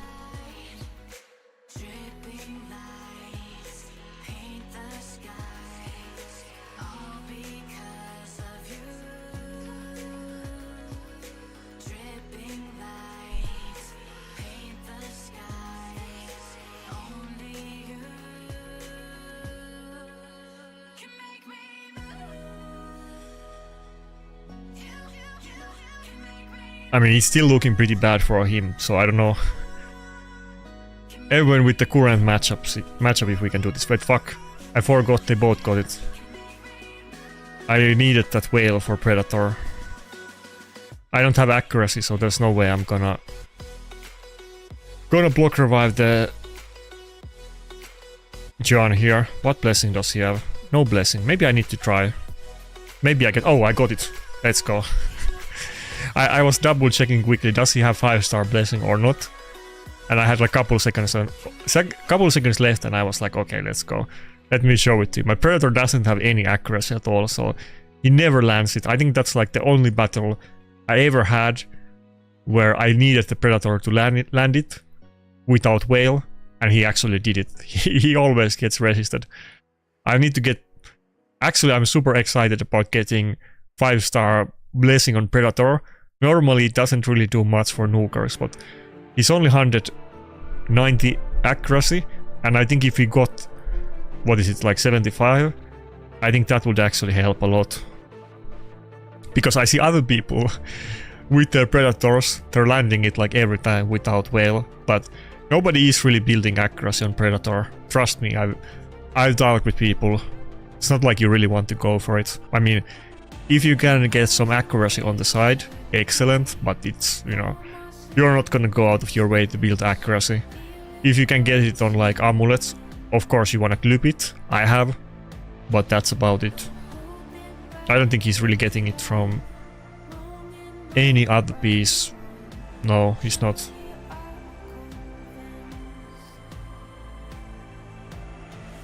Okay, let's continue.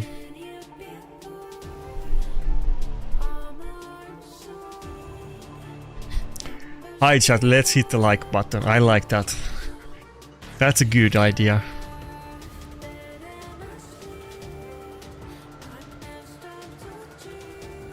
Hecaton is pretty good. I've kind of had mixed... Oh, it's Crypto. I've had kind of mixed battles with Hecaton, but he can be really annoying.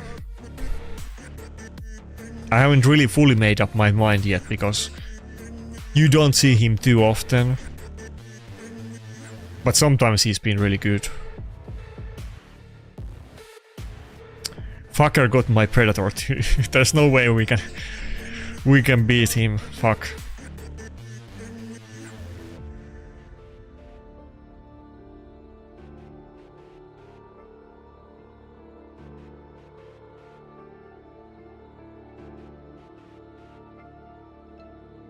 Yeah, one thing I was doing last reset that it's kind of been, well, not really secret strategy, because I was literally talking about it, is that I do have Death Dealer Rotos, and Bayek is really popular in defense right now. And I kind of have multiple offense setups now, actually, like several. I use like 5 different offense teams to try to deal with the current meta. But it's definitely, if you can farm Bayek teams, and there is different ways you can do it. Solanar, Death Dealer, and you know, bombs. I'm sure there is others. Bayek teams are very strong and very popular. If you can farm them in Blood defense, that's a very good niche to specialize in, because most people are avoiding Bayek teams generally. So if you can do it, that might be a really good idea.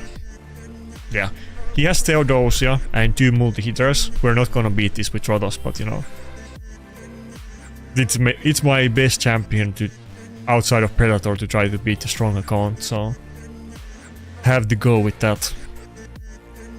Yeah, everything is +4 and 6-star blessing. Get fucked.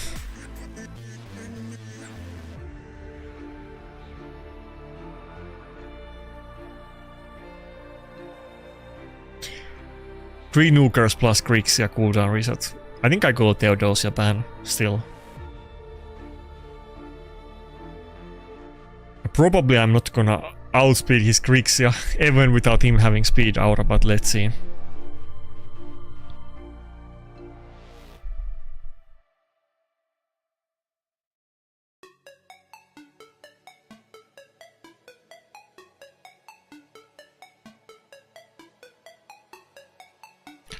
Okay, I can't really like, I can't debuff any of the nukers. Two are in, Predator is in Whale, so we can't polymorph it. And the other 2 have total guard, so not too much that Marius can do there.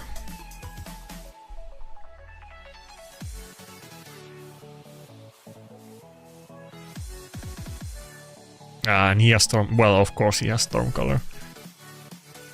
I've seen people run it on some other champions too, like even Solanars and Garrel sometimes run it, but Marius, like, if they have Stormcaller and can do... Okay, fuck. Can do 9-piece Mercurial, they're running it 100% of time.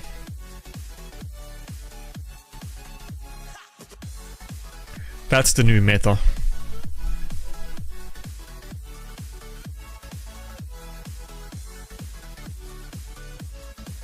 Okay. Next. That guy has more shards in that one team than I will have in like 500 years of playing this game. So I don't think we were gonna beat that one.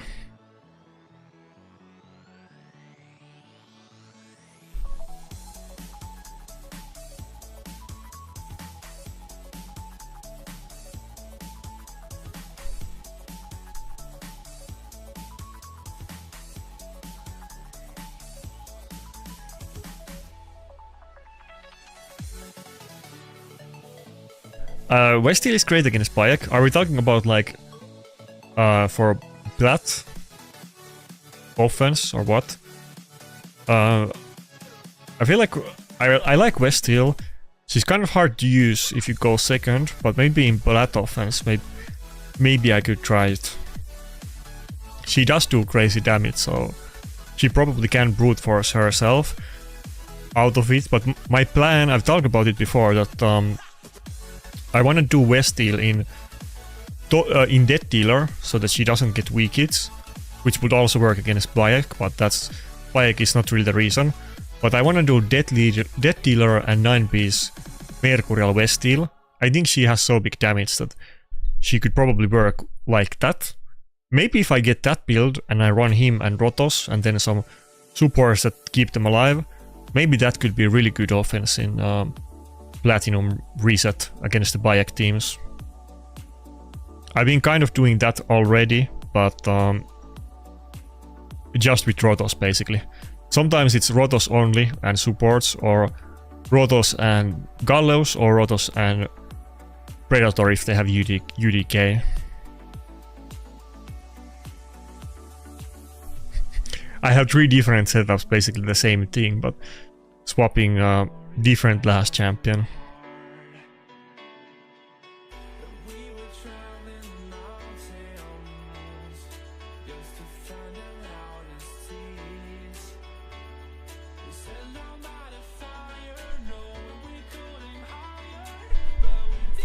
But we're doing okay. Definitely not like stomping, but we're quite high points early on. We had maybe a little bit mixed results. I beat some good accounts, I lost to some accounts that were not even that scary. But I mean, I'm farming points, it could be going worse. I'm keeping up with the grind, though it's only day 2, so...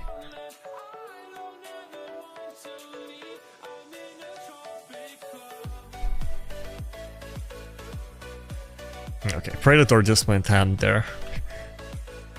If you were wondering what happened, why did Predator A1 twice in a row, it's because one of them was his passive, and the other one was the Deterrence Mastery, that has 20% chance to proc if an ally gets CC'd. I don't know if... well, it doesn't matter. I should have done just A1, but I don't think it matters.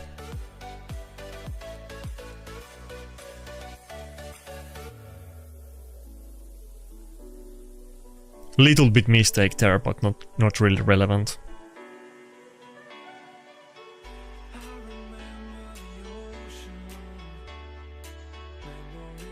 What rank am I? 145. Maybe we can finish top 100.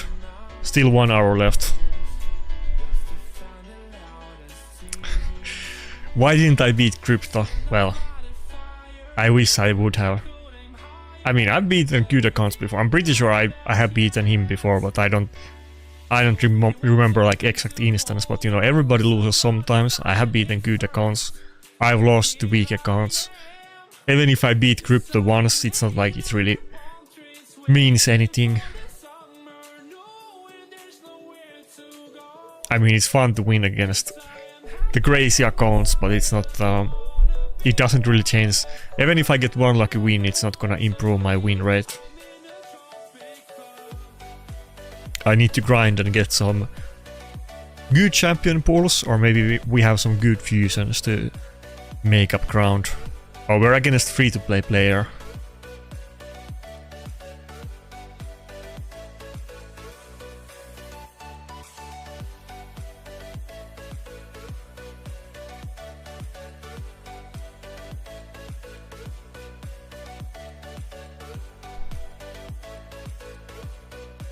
I don't think I've beaten Krusen, but I feel like I've only fought like twice against Krusen. We live in like, you know, other side of the world.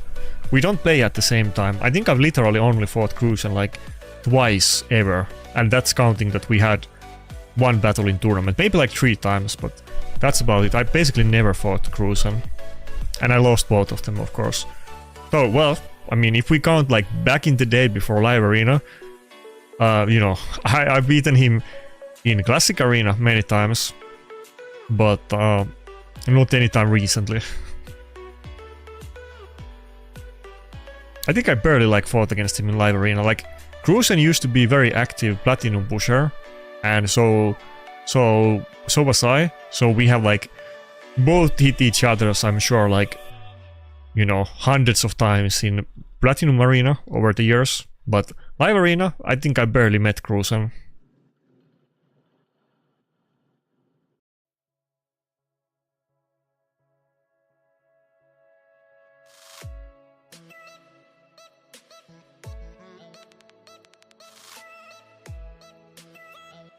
Do I really want to go Rotos? I want to go Rotos, but is it gonna be worth it?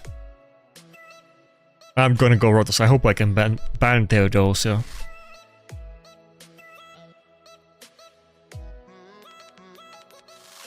We did wheat in the Void Arena.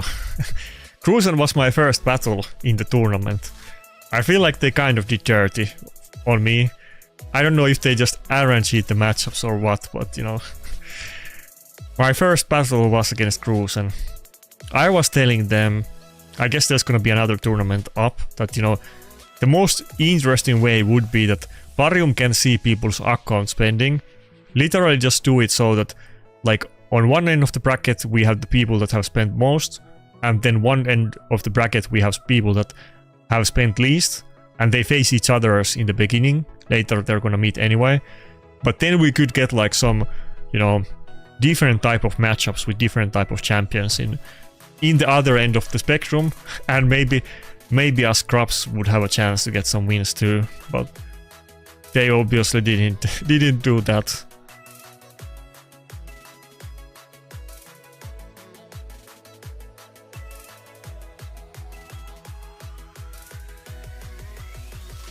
Yeah, I don't think he got lucky. He haven't used the undead whatever. I forget the name.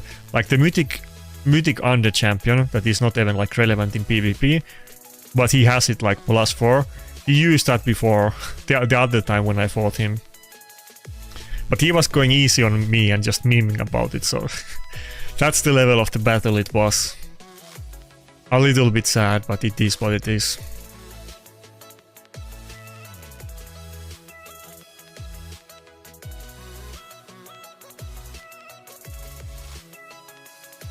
Is it Calamitos? I can't register the name in my head because nobody ever uses it, but yeah.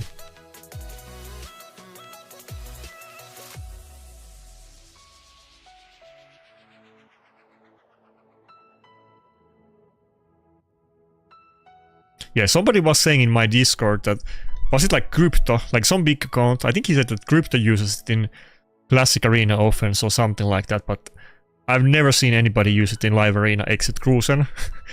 And I know Krusen likes to meme in his battles a little bit, like quite often he goes with the turtles and stuff, so it's kind of his pick when he gets some weak enemies and he wants to go easy on them, basically, so. And I still didn't have any chance at all.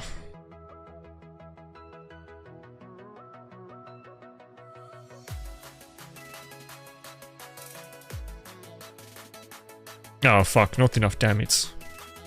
Okay, we killed it, but no extra turn, that's not good.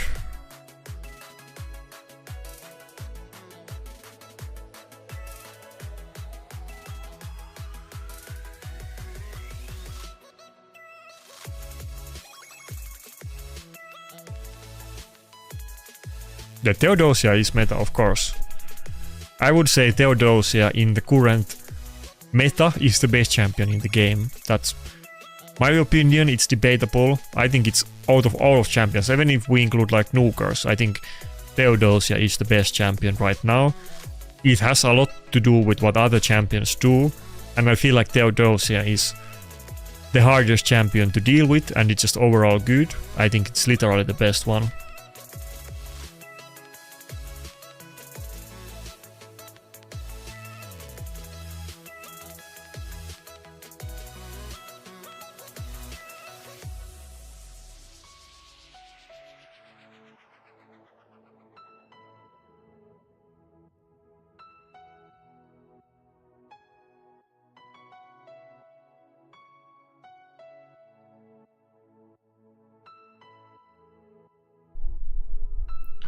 Do I think we get another Mesmer buff? No idea.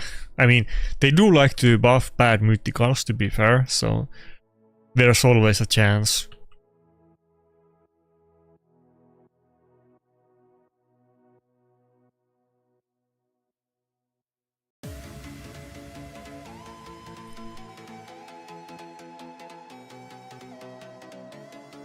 I'm getting a little bit distracted, I'm trying to catch up with the chat.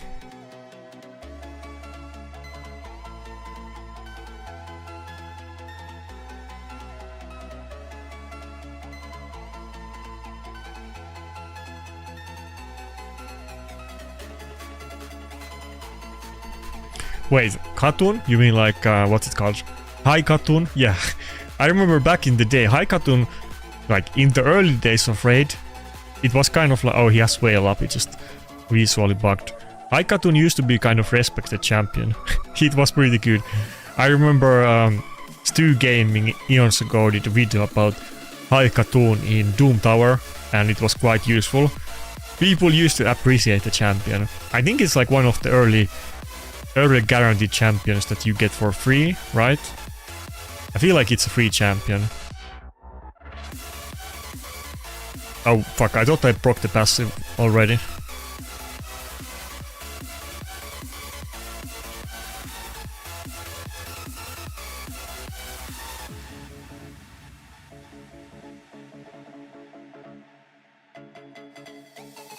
The power creep in the game has definitely been a thing. That honestly makes it even more crazy that Rotos is still like usable. Considering how old champion he is, it's kind of crazy. Like, you need to You need to respect Rotos for that. Not only has he been beaten by the Plarium, you know, nerf hammer a bunch of times, and he was a fusion, and he was an old champion, and he's still good. It's kind of crazy. I don't think we can win this one. The combination of having Galatir in 9-piece Mercurial is just way too hard to deal with. I'm also getting CC'd and pummeled, and Rotos is a single target nuker.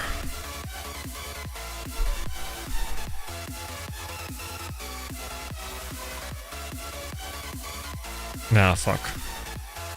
I wish I would have gotten a polymorph on the nice. Kind of need it.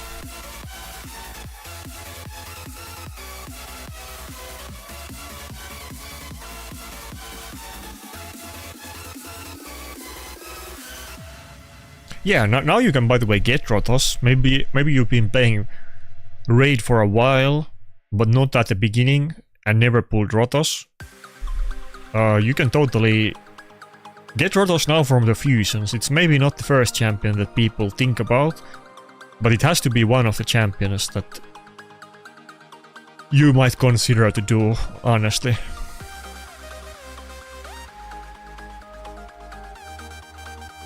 I don't think I'm gonna be able to make a comeback here. That shows the defenders. Galatir and Theodosia, they are just on so much higher level than any other reviver in the game. It's not even funny. They need to be nerfed. Unless Parium gives me those champions, I think they need to be nerfed. I reserve my judgment. If I happen to pull them, then it's okay.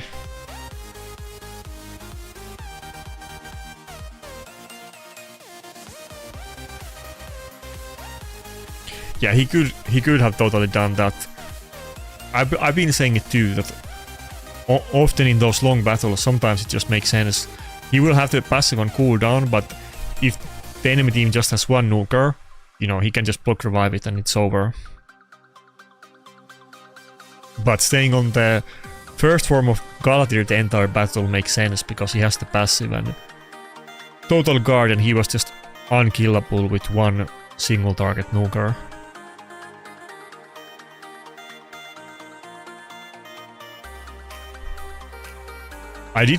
What's up, Nathan?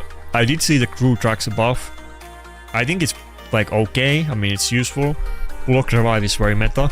I don't think that's gonna make crew tracks like a, you know, big boy player that you're gonna see a lot at high level live arena. It's better. The passive buff was really good too. I don't think it's gonna make that big difference. It's gonna be one of those champions that is it better than almost any nuker in the game?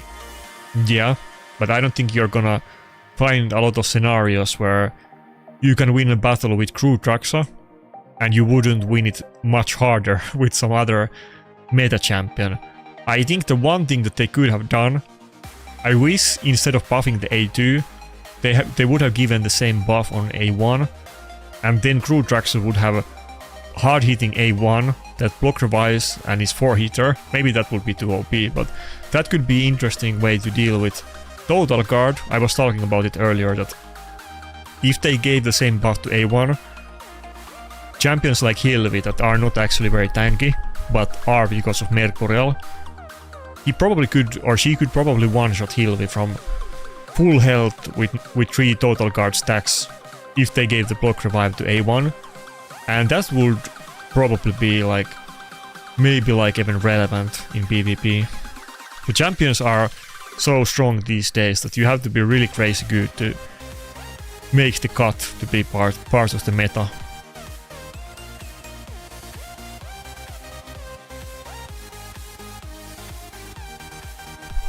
Okay, we're gonna be Rotos again, and this is probably gonna go similar to the last battle.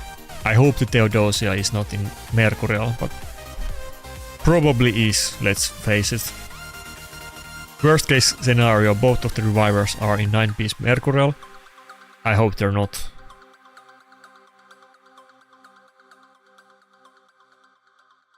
You can't hear me? What do you mean? Wait, I'm not fighting you, am I? Pretty sure I wasn't. It was some Russian account.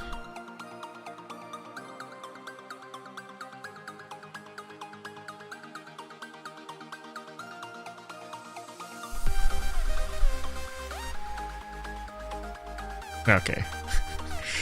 Bro, this guy has every single champion in Mercurial. Now the Vulcanus is not 9-piece, but fuck. I think I need to do just A2 to try to get rid of those stacks a little bit. This is so painful. And he's gonna get the Whale and Stone Skin from Theodosia anyway. It's gonna be so painful.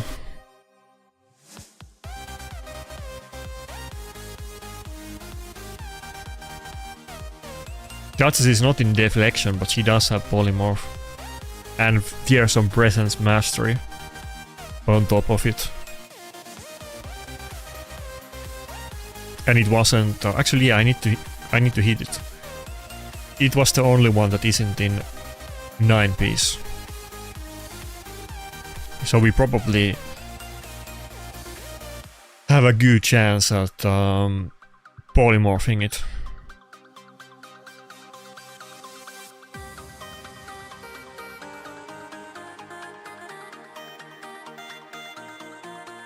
No, I do not have Fabian. I quit the game for 8 months and I missed Fabian and Titus. I don't have any... Unless we got Epic Champions, I don't have any lockout on my account. It's a pretty big problem for me, honestly. If I had Fabian, I would like basically never use Armans and Fabian would be way better. I'm sure it would have like very big like a noticeable increase in my win rate if I just had Fabian instead of Armans, honestly.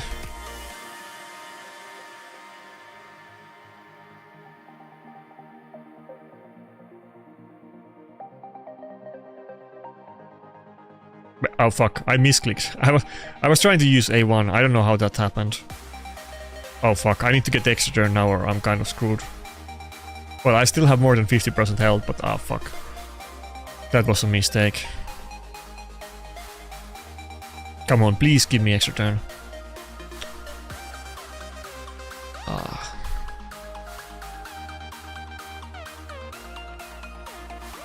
Like here, for instance, Armand is not doing anything, basically. You know, if I had Fabian, he probably would have banned Fabian and would have let me have Predator in this battle.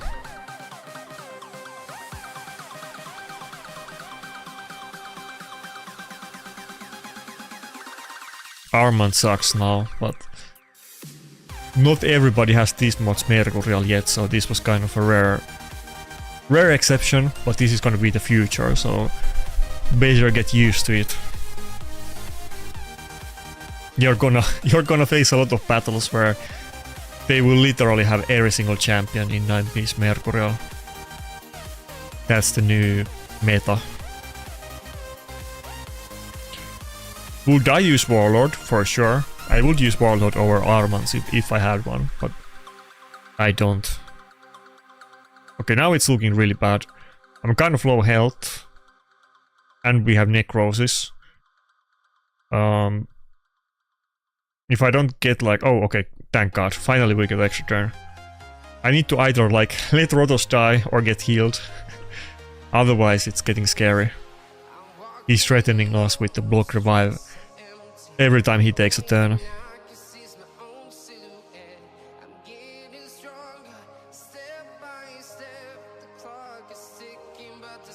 Well, Warlord will still lock out them through the total guard. And he would do immunity. Not that it's that big deal, but it could be useful. I go first, right? Yeah, okay, I go first. Wait, am I actually good? I think I can one-shot the Theodosia, yeah. I don't know how we pulled this off. I think we're good.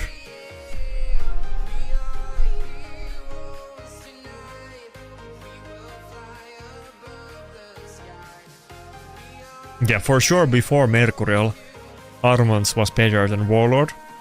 I think Warlord is better now.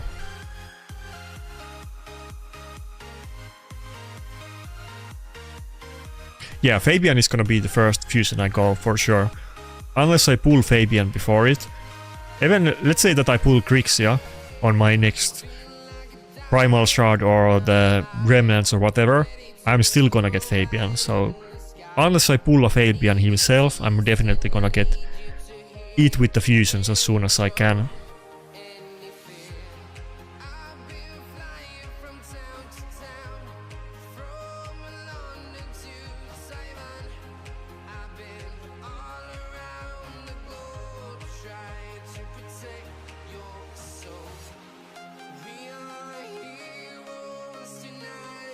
Yeah, about what you said, TheFatRat, I mean, people have been saying that nil in 6-piece deflection is good.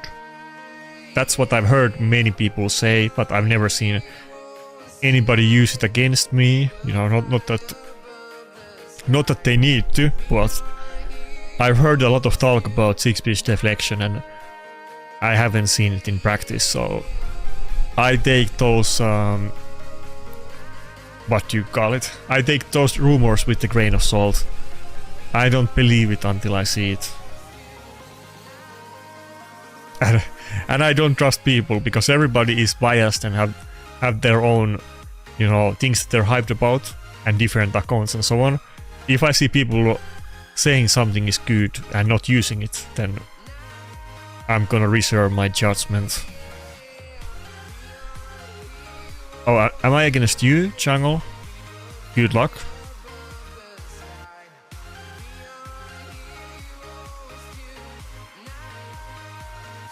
I have already pulled a Mikage from shards, so Mikage was my first mythic pull.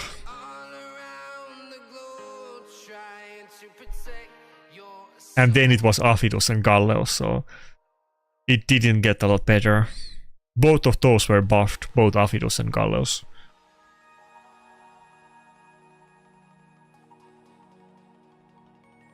Okay, it's kind of squeezy Bayek team. Should I go with triple nuker?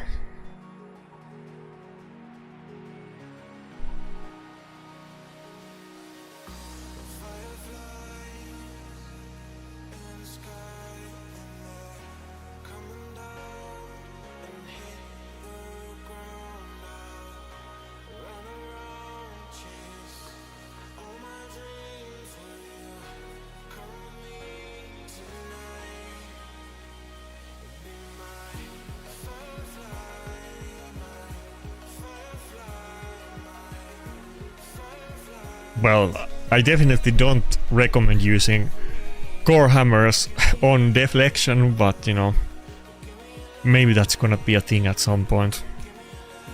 It's kind of weird with deflection too, because they kind of completely changed the archetype of the set. It used to give you health and defense, and it was a tank set. And now it gives, like, now you want to use it on champions that build speed and accuracy. And probably a lot of people maybe didn't keep those kind of items, and they were more keeping tanky deflection, so I feel like people got cheap-baited. Now luckily, I actually happen to have quite many like triple and quad speeds on deflection, but I'm not even using it. And unluckily, which is kind of the sad part, I did like a big gear cleanse couple of months before they announced the buff.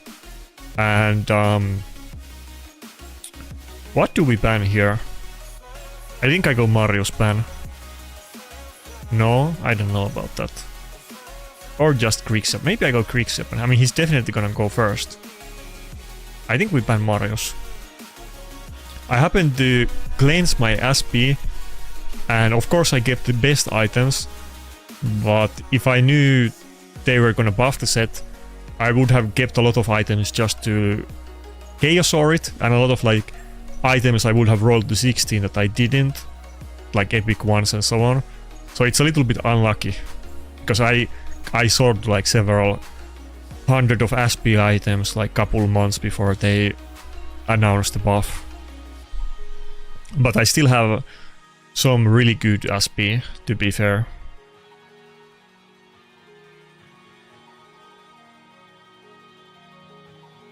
I almost feel like I should have more of it, because I used to push plat so much, but I definitely can make some good sets if I get accessories.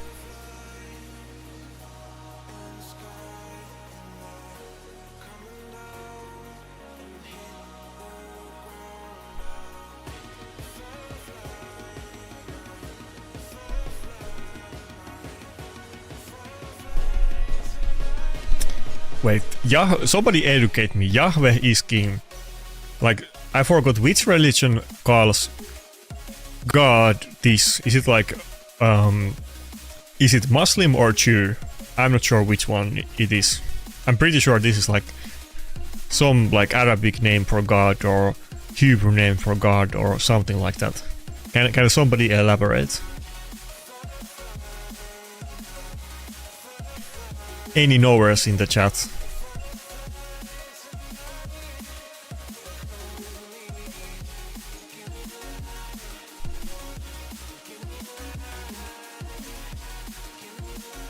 Bleach? What are you talking about? Okay, okay, so this was you. Okay. GG. Okay, thank God I didn't. If you were in chat, I didn't blabber about my Death Dealer Rotos too much. Yeah, Rotos was in Death Dealer, so that's my secret weapon against the Bayek. Not so secret, but you know, usually they don't go super tanky teams with Bayek, and they use a lot of hybrid champions with accuracy. So if they let Rotos go, he can do some nice things. Oh, you got disconnected, fuck.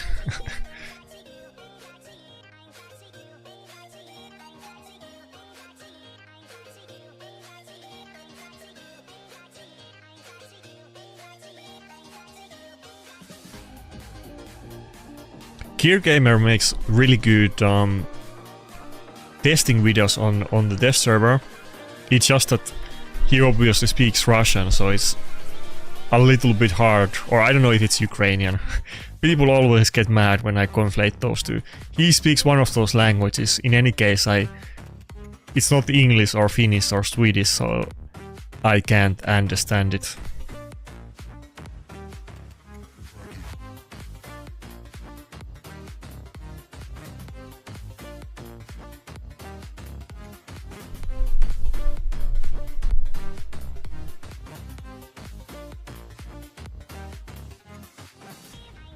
Anybody knows in the chat, is Gamer Russian or Ukrainian?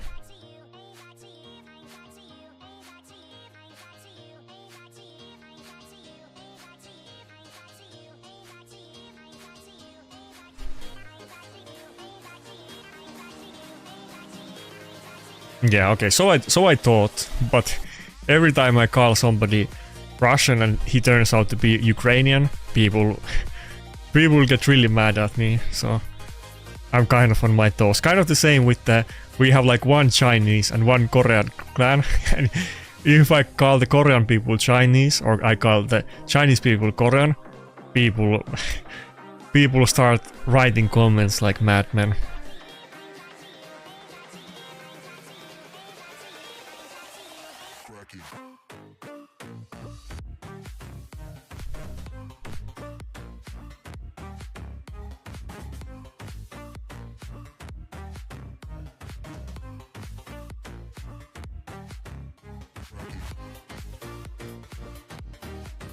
In either case, whichever he is, he makes good test server videos. I've seen it many times, and I always, when there's some new champions, I always tell people to go look his champion testing.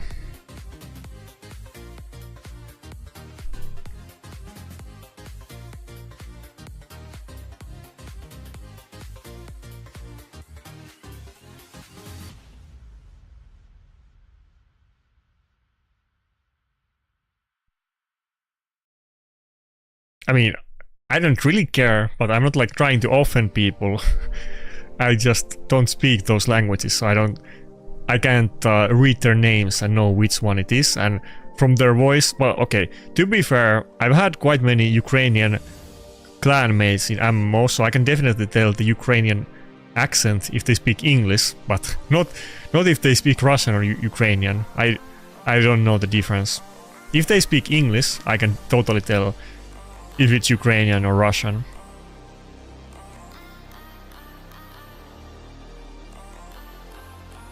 Just before, like, when I was on my break, I was playing Throne Liberty, and I had a lot of Ukrainian clanmates in that game.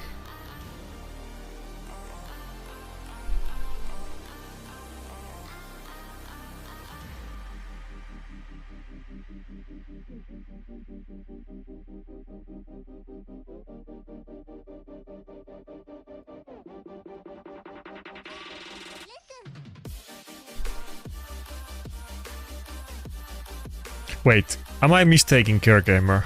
It's the guy that has good camera and has kind of looks almost like me, kind of same style, little bit darker hair, and is usually like kind of short shaved, similar to me. Is that not Gamer? It's the other one then. It's the Riddick guy. That's what I mean. Not Gamer, but Riddick. That one. my bad. Gamer is the guy that has the bow tie, right? I just conflated the names.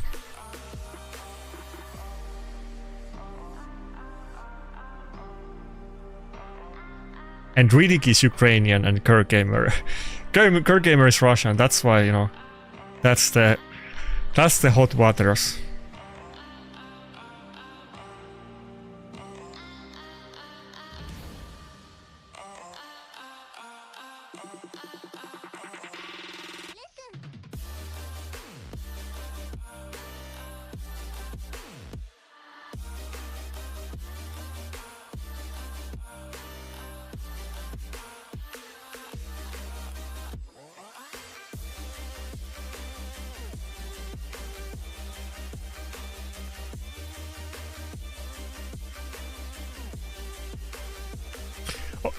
I saw that they call him Uncle O in the Void Crown tournament, but his name is Riddick. Can he change it to Uncle O? Riddick is like kind of hard name to say.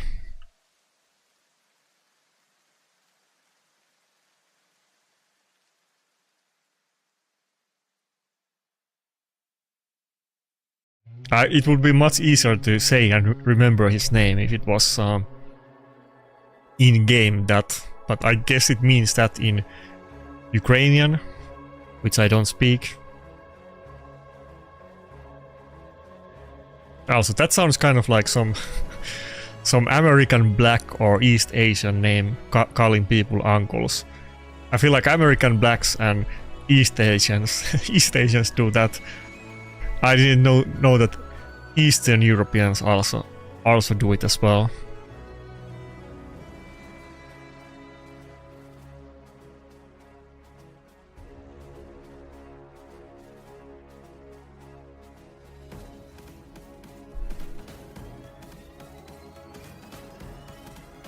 Well, I kind of live under a rock, to be honest. Like, I kind of like it. I live in like rural Finland, not in a big city, in a very tiny town with like population of not a lot more than 1,000. I don't want to say exact number. So yeah, I live in like a serene small, you know, town. I don't have to deal with all of the stuff happening in the big cities or big countries. So there's not a lot of not that I have issue with it, but there's not a lot of like cultural diversity where I live, let's put it that way. There's a lot of that in internet, but not where I live.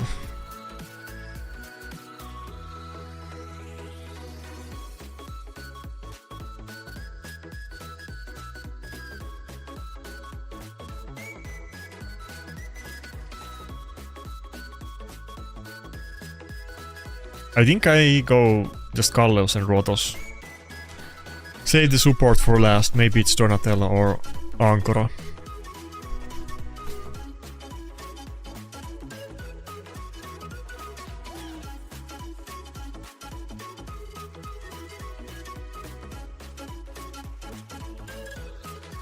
What's up?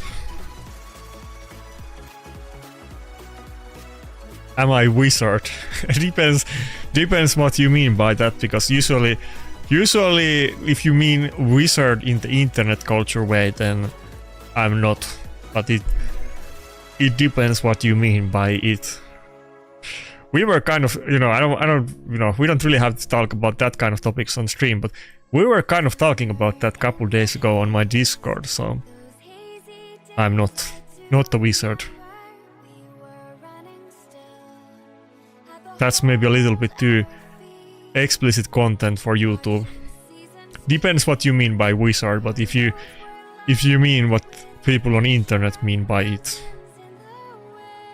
fuck, I'm gonna get screwed in this battle. Go for he banned Rotos. Okay. It's fucked. I mean, I have polymorph, maybe.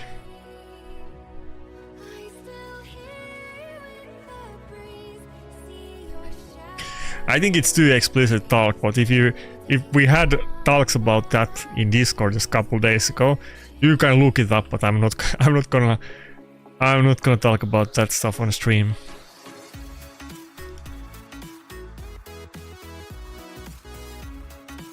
What's up, Noam Chomsky? That's an interesting name.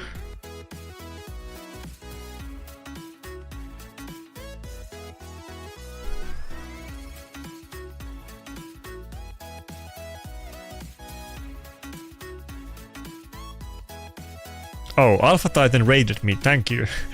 I'm primarily on YouTube, so I don't often notice if somebody raids me. But thanks a lot. I'm looking like from a chat that combines both Twitch and YouTube, but it only shows messages, it doesn't show raids in it. I just saw multiple Twitch messages and had to double check. I think we're gonna lose this battle though. He banned my Death Dealer.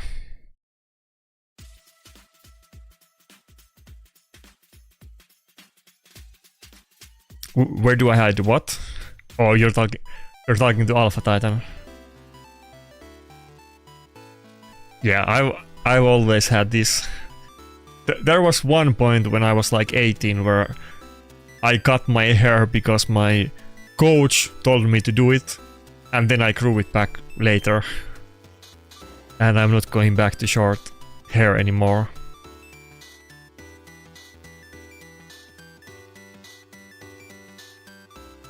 Okay, can we take a double turn? Maybe if I can. Okay, that's not problem for Galleos though. Can I get polymorph, please? Again polymorphed. Or Wanded, I mean. Rotos could easily deal with this, but it's a little bit harder with the Galleos without getting the Bayek polymorphed. By the way, we have decreased defense. We're not gonna do any damage.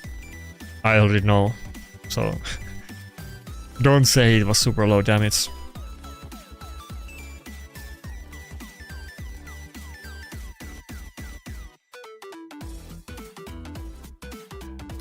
I don't want to say it's like terrible, you know, everybody can do whatever they want, but I like long hair.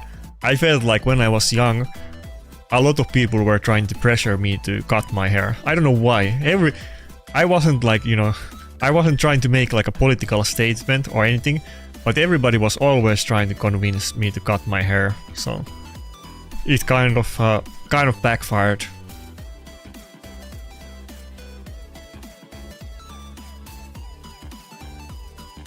I don't know why. I feel like long hair is a lot more natural in a way. You don't have to cut it. I guess you can if you want, but not as much. It's more chill, especially if you have like really short hair or kind of short hair and you cut it to like uniform, you need to do that. You need to do it pretty often. I don't need to do it, and I like the aesthetics of long hair anyway. I would be shocked if we can win this battle, but I think since Rotos was banned, it's gonna be too hard, even though I didn't lose yet.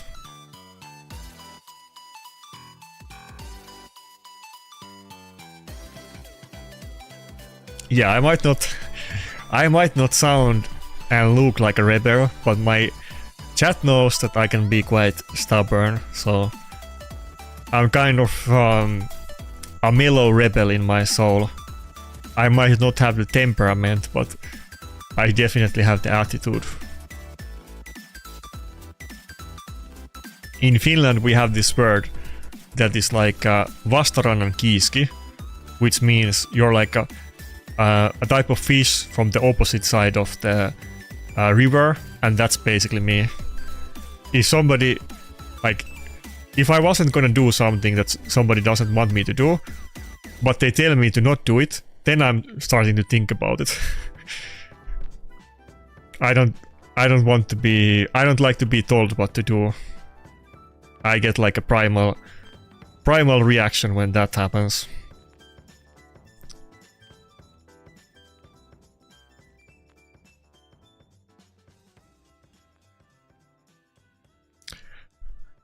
Maybe I should start using it more. I mean, I use Rotos against Bayek, and if I get Rotos, I win almost every battle. But maybe I should have gone with like I do have Armans, and if Armand just got a polymorph on the Bayek, but he got wanded like 2 times in this battle. Okay, now I got it. If I got it when it was relevant, then this could have gone very differently, but it's probably too late now, I think. Can he just block revive me? I think he is literally just gonna, yeah, block revive me. That could have gone differently, but I got wanded the first 2 times, so it's RNG battle, and it was pretty, you know, strong team anyway.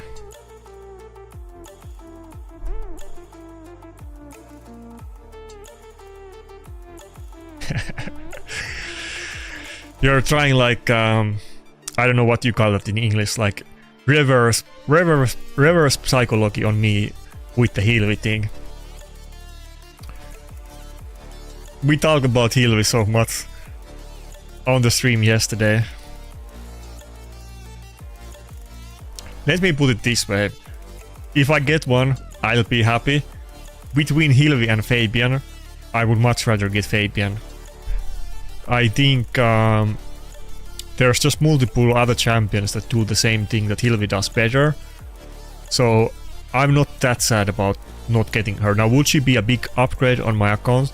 For sure, but for instance, between Bayek and Hilvi, Bayek is a limited time champion, and there's no other champion that does what he does, and he's best at it.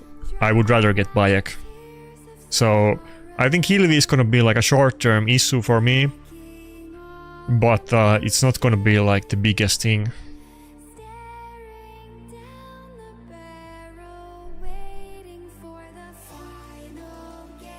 I faced this guy earlier today. He's definitely not. I think we won the last battle, didn't we? I think I won it.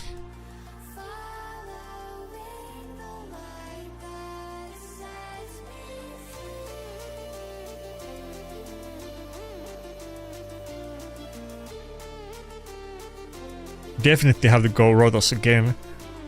Against both the Joan and Donatello. I mean, not Donatello. Against Nice, I think I'm gonna pick Donatello.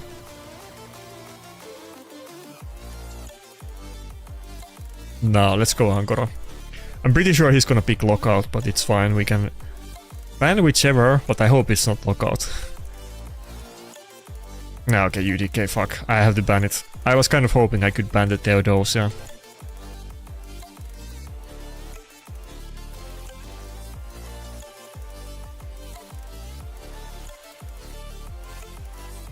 No, I do not.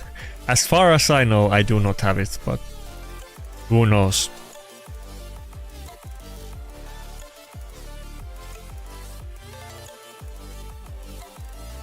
I'm not Aquarius, I'm what do you call it in English? Huntsman? Or whatever is the English name for it.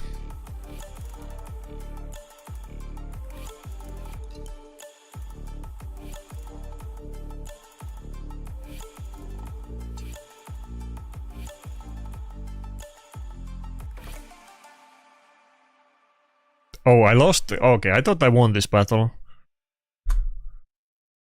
Didn't we win it? I feel like I won this one. Isn't that the one where Donnie saved Rotos and I banned the other nuker and I won? Or was it just another account?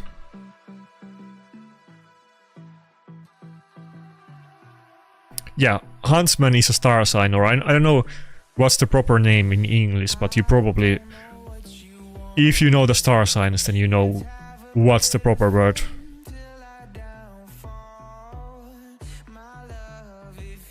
Not that I'm like super into like star signs or superstitious.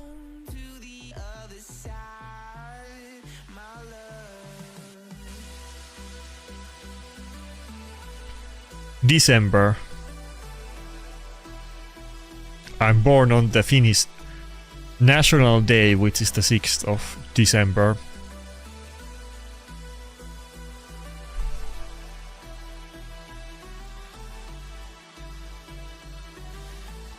It's called Sagittarius. I'm pretty sure it's just called Huntsman in Finnish.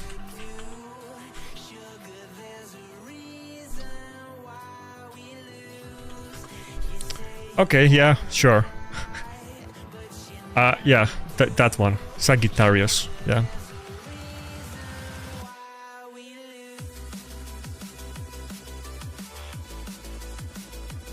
Like I said, I don't really follow horoscope that much.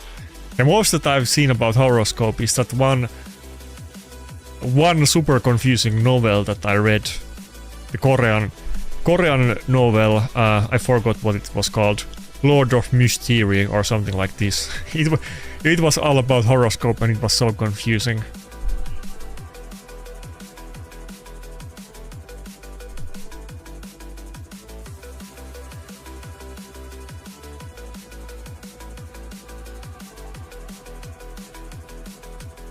I mean, I don't think I picked it. I think it's RNG.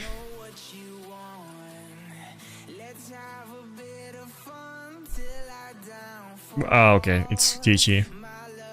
I got block revived. Last time that didn't happen. Do we sit in the history? I'm pretty sure I won against him last time. Okay, I guess not. It was somebody else then, because somebody else used like, I feel like almost the same team with John. And that one we beat, but I guess it wasn't him. I think it was an earlier battle. Wait, Grim Reaper, was that you? GG.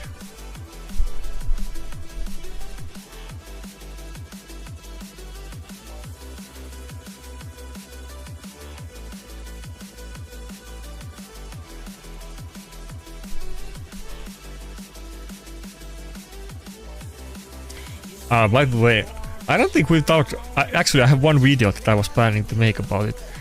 Never happened, but I don't think I've talked about it a lot on the video, but I've been pretty hardcore. Actually, I've showed couple times I flexed about it on videos. There was one video where I showed that I was it rank 18? I want to say rank 18 in the Pokemon Global Ladder. I haven't played Pokemon recently, but since I was young, I've always been playing Pokemon, and you know, I've been pretty competitive in Pokemon. Pokemon PvP is very similar to Raid. It's kind of same kind of things, that you take turns and you have champions with different abilities and passives. Many of the passives are like, you even have the same passives in Pokemon as you have in Raid. They are quite comparable games. I know many people, like, I don't think that topic really comes often, but Pokemon combat is very similar to Raid. And I played Pokemon all of my life. I played every single Pokemon game since I was a kid.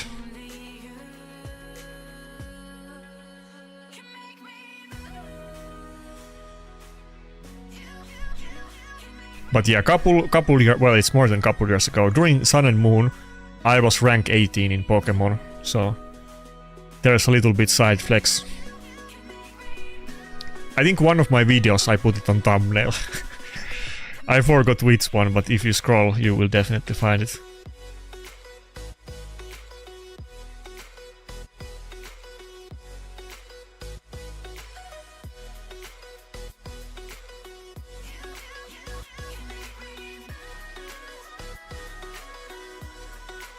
Like, what's the one ability called? Isn't it, let me double check it. Shell Armor, right? I'm bad with the names. Yeah, Shell Armor is like Bayek passive. You cannot be crit. Well, it's not like team, it's personal passive, but still. Bayek is maybe a little bit better.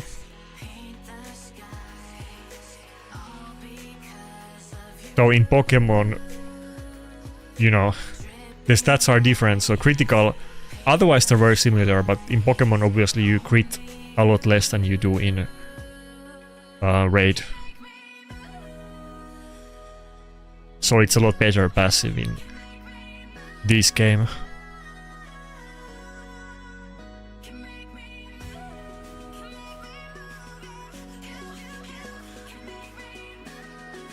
By the way, here's, if there's any Pokemon enjoyers in the chat, here's, wait, did he do it or not?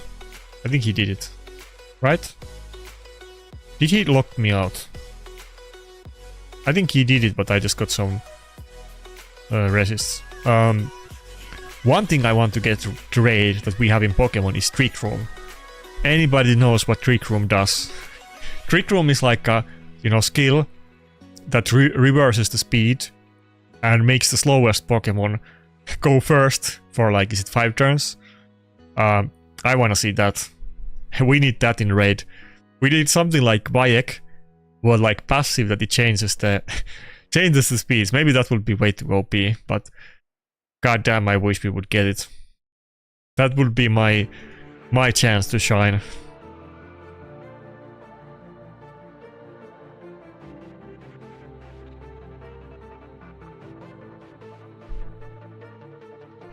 Do I just... Is 7 point to kill them? I think I just do A2 on Galather. Wait, I don't think he has enough damage. Now it would be kind of good to proc counter attack from Marius if we can get extra turn, but I don't know if it does enough damage. Can we get extra turn? Please. Okay, great, great. That's pretty useful. Now I can kill it and then do another A2 on Galather. This is big brain gameplay. I broke the Marius passive on purpose, just to farm some turns. Get Rotos going.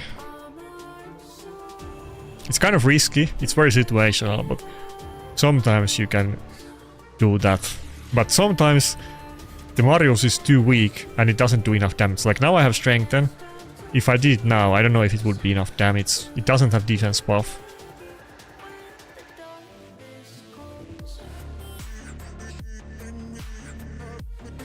Yeah, my Rotos is on Death Dealer, yeah.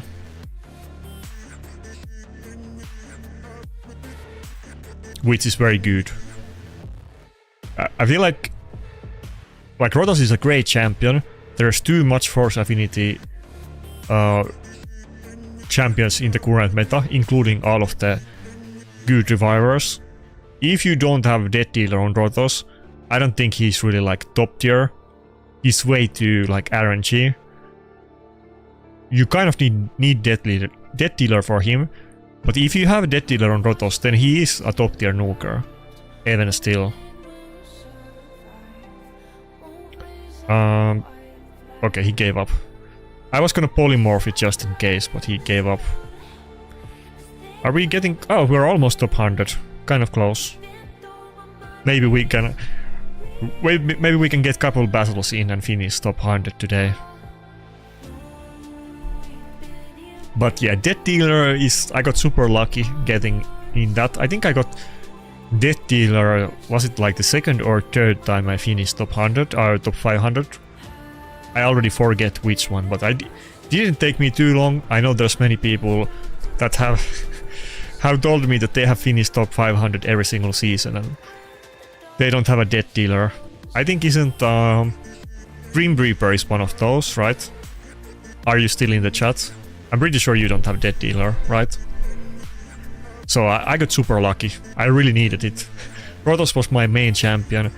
I got the Death Dealer before Predator was a thing, so I would have been so screwed if I didn't get it.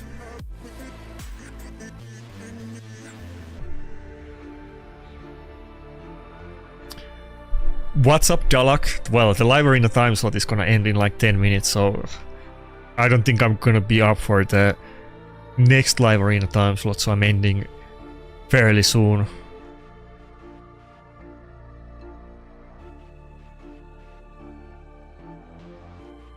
Maybe I go mod on this one. Nah, let's go Donatello.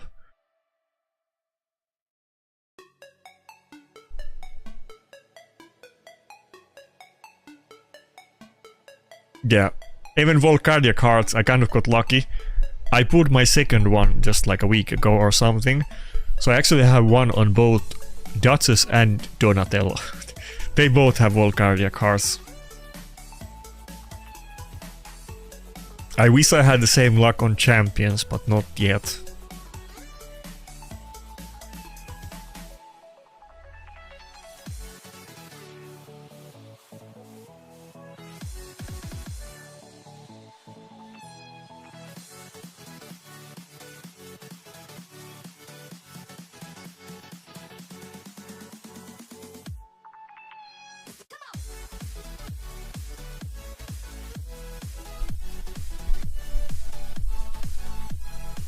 Okay, I mean, it's a great team, but it doesn't seem like impossible. He only has Carol in 9-piece Mercurial, which is pretty good. If Marius and Galatir were both in it, I would kind of lose hope at this point, but this is a lot more doable.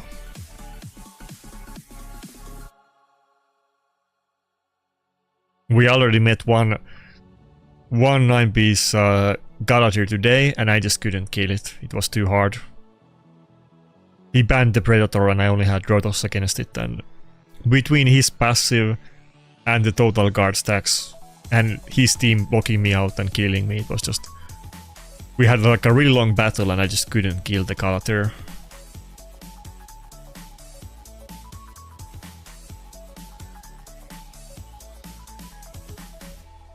Okay, we proc the passive there.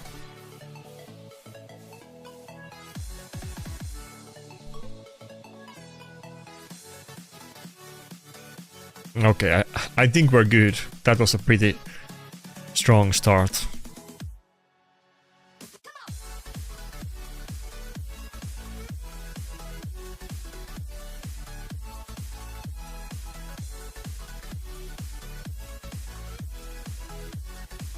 Yeah, Rotos can be strong when he gets to pop off, like you can see, but he's also countered pretty well Theodosia with the whales, and Stone Skin is super hard, and just the old stuff like UDK Harima has really hard time dealing with the... Oh fuck, we're still not like safe. Because, yeah, I was just gonna say, has a really hard time dealing with the total guard.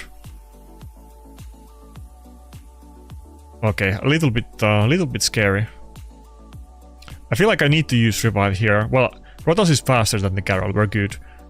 I feel like he, you know, he has 9-piece total guard, so he's losing a lot of damage. Maybe it's not gonna one-shot me, but it just depends how good gear he has. He probably doesn't have really good gear, but I used the revive there because I feel like Duchess easily could have just gotten killed at that point. I think if he just had a little bit better gear with the Garrel, honestly, it would have soloed me at that point. Some of them do crazy damage, and of course it wasn't in lethal. I think he was in Lens though, but I've seen Garrul's in Mercurial with a lot more damage. But yeah, Rotos is a little bit hit and miss. He's very good, but he can also be countered very hard.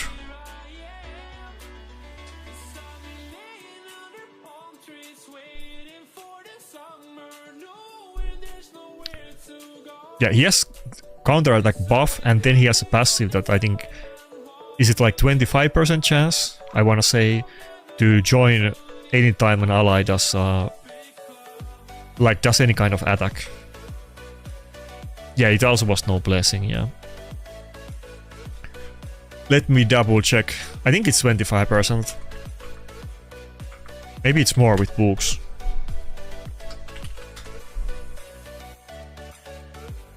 It might have, the chance to proc it I think might have been increased recently when he got buffed.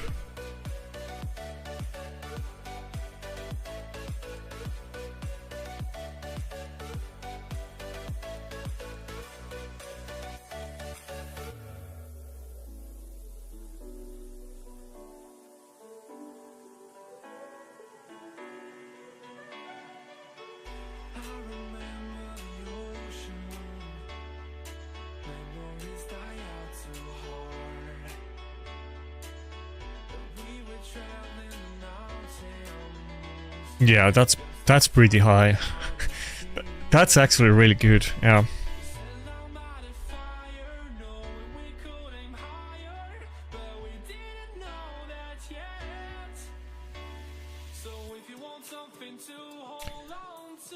What do I pick?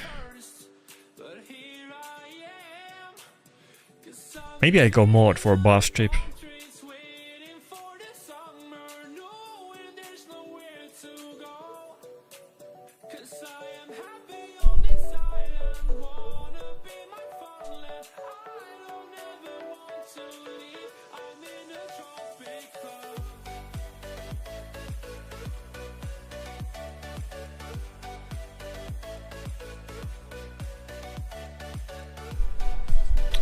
What happened? Did he like glitch out? Probably. That happens to me sometimes, that it just... We get the lobby and I get forced out of the battle.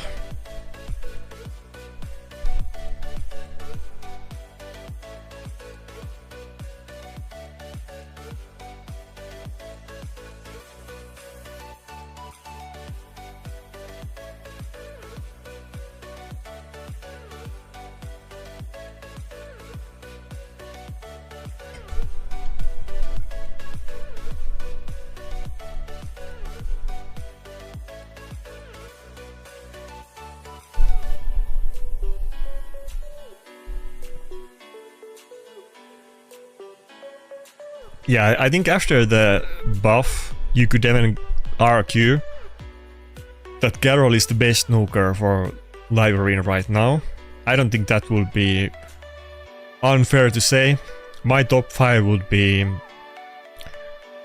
Garrul, Nice, Marius, Predator and Solonar, but some people would argue slightly differently, but I think most people would agree something between those lines. Garrul is definitely the best at what he does right now.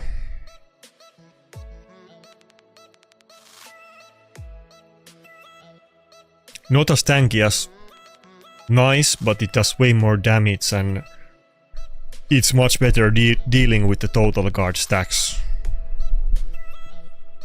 And it's still pretty tanky with the protected unkillable.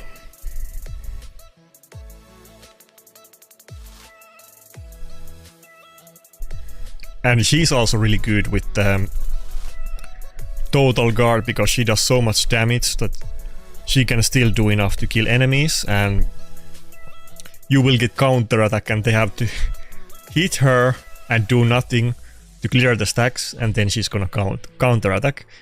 It's super annoying combo. I think John is good. I wouldn't put John in top 5.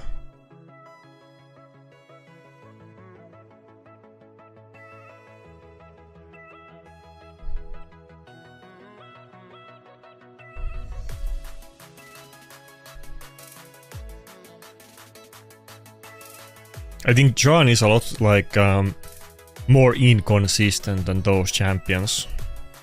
She's very squishy. I mean, she has like unkillable, but she can easily be one-shot. And she does have like block revive and counter attack with AoE, but it's, you know, she's a lot easier to handle.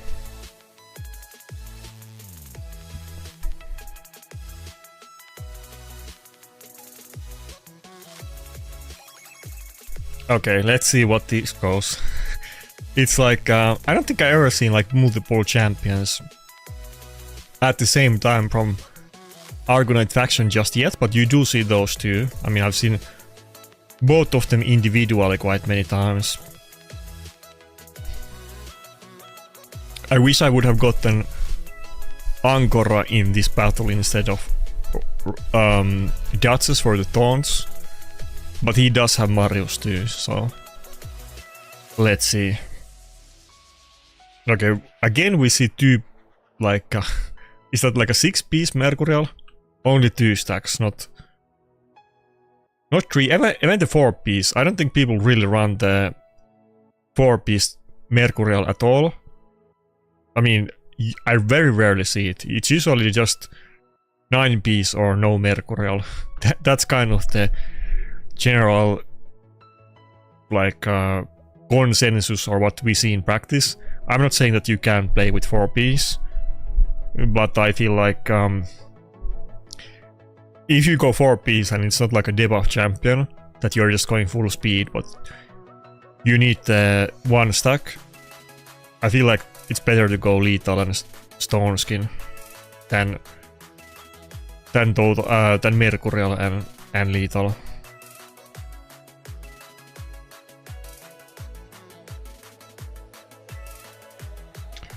I did see it when it was live, but when was that? I feel like it's like multiple weeks ago. I was there live when it happened, but I don't remember, honestly.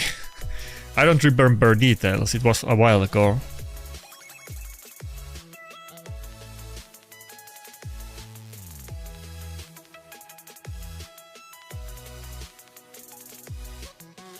I have seen both of these in many battles. It's not first time, but I haven't seen them together yet. I mean, I don't think they have like any... I don't think they have any special synergy together, right? Not even like some kind of faction. Like this guy, the Nuker, is kind of annoying that he does like counter attack and taunt, and it can be quite annoying, but you know, I'm already running Rotos, so it's not that bad. He can easily one-shot him through the block damage. Okay, so it was a little bit back and forth. There was some... Did I get any bot battles? I think I maybe got one bot battle or no.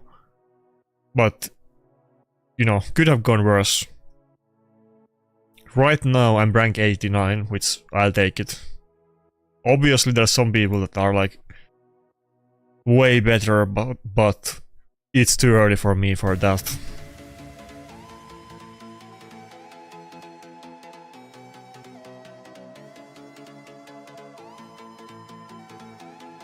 Wait, how much does Crypto have?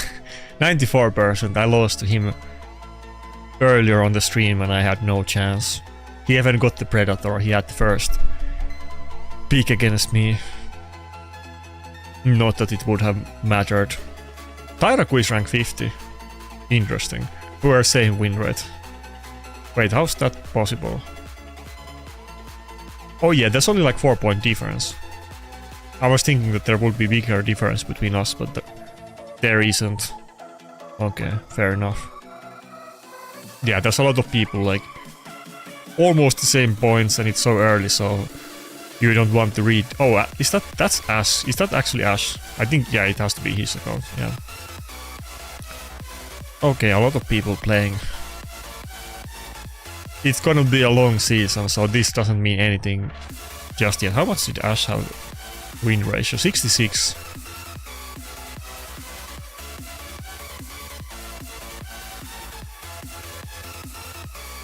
Duke Jeff I fought like trillion times last season. Lone Hero as well.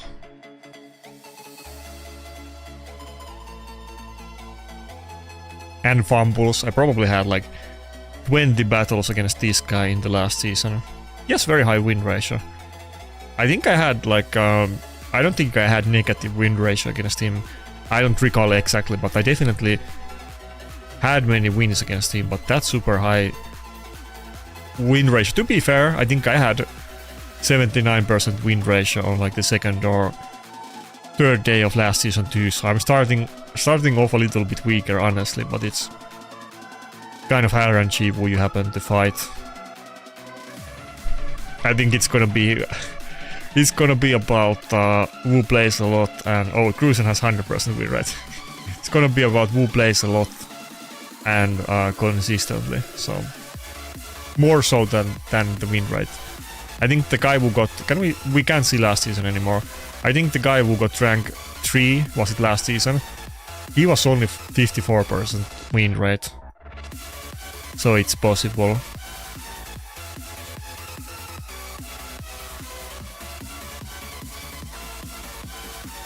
Okay, I think that's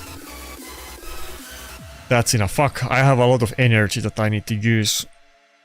I went multiple hours by without actually depleting them. A little bit waste.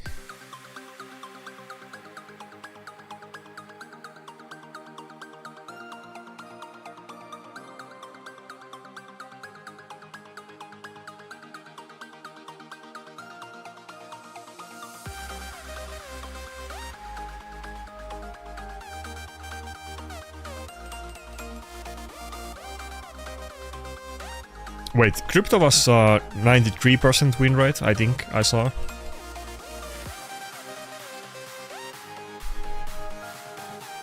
I mean, I think at the last season, was it last season? I think 2 seasons ago, there was some people at top 10 with over 90% win rate at the end of the season. I feel like that was a thing because I was talking about it, but I don't remember the details.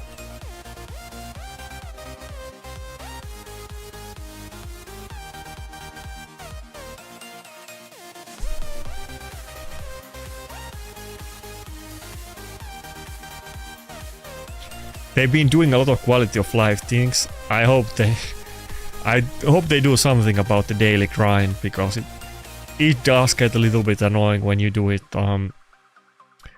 so long and it's just like, you know, ancient item 4 times or whatever. It gets super annoying and tedious to do these small things every day.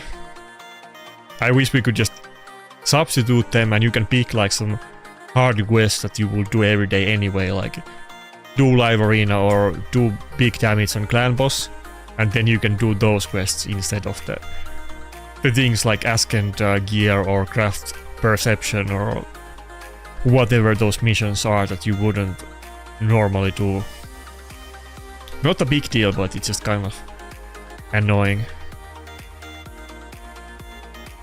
I'm definitely not going for top 10.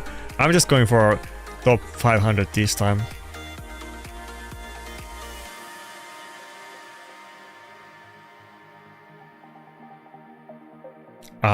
You know, I mean, no, not top 5. I'm going top 100 for sure, but yeah, top 10 is too early for me. I guess that one guy had it with pretty, you know, only 54% win rate, but my account is not good enough. I think top 100 is already too hard for me, so I don't think I'm gonna aim for anything higher than that.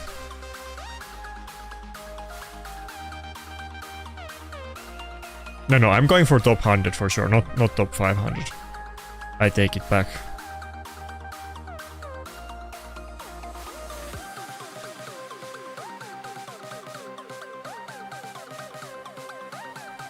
I guess I have to keep it. I don't really think that I'm gonna use Impulse set, but that one I might keep.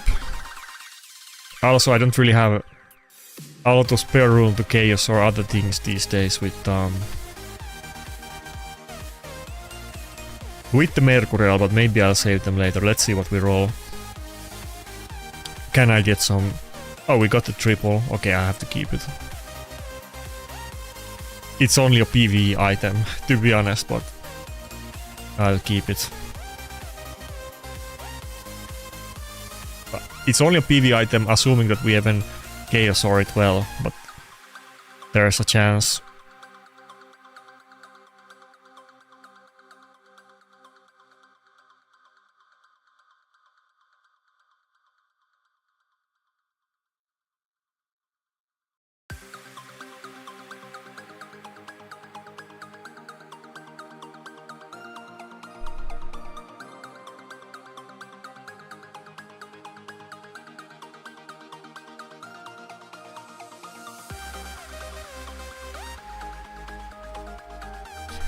Well, I think it's more about I don't think it's about the gear. I mean, there's plenty of people with good gear. Of course, the big boy accounts might have bought like speed packs or savage packs, whatever. I don't think that's super relevant these days. Stone skin, lethal, well, not even lethal, let's just say like stone skin, mercurial. Many of the top tier sets are not even like that farmable. But, you know, if you have every champion and you have all the good mythics at +4, and you know, try hard with the builds and actually like play actively and so on, that's gonna make a lot of difference.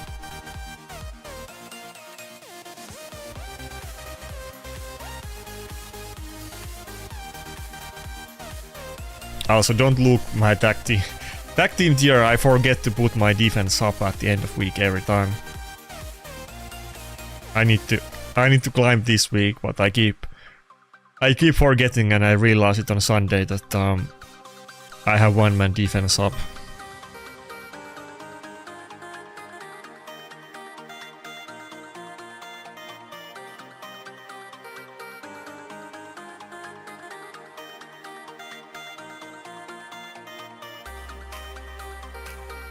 Did I like your Chuan? Sure.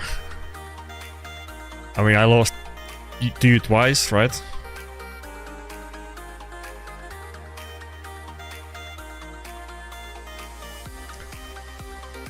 It's a little bit... I'm honestly kind of having trouble in being in like Gold 4. It's kind of too hard for me. I've been in Gold 4 just like a couple weeks ago. Gold 3 is like super easy, but Gold 4 is actually a little bit too hard for me right now. But Gold 2, there's like no reason for me to drop other than that I forget to put my defense team up.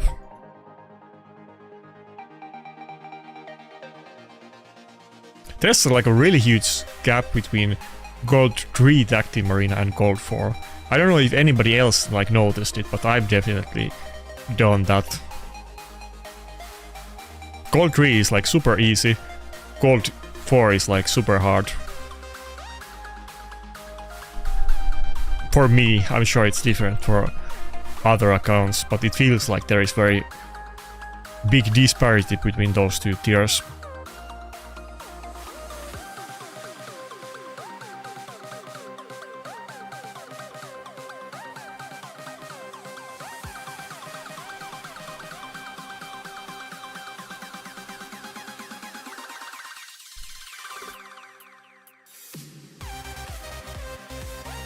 I rolled the shield to +12, but I don't think it rolled badly, so I didn't keep it. I kept was it seal? I forget what piece, but rolled triple. That one I kept. Maybe Chaos Soaring later, but definitely not now during the Mercurial set Gold Rush. Maybe in a year when I have Chaos Soar to spare. Maybe I'll look at my seal items.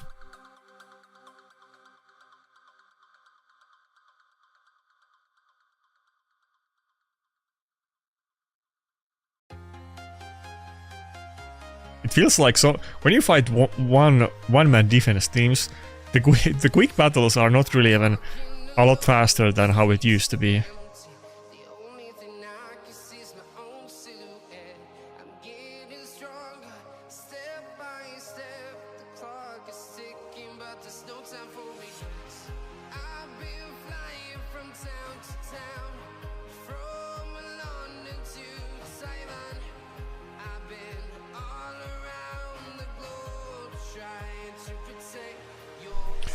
The impulse piece I kept, I just didn't roll it.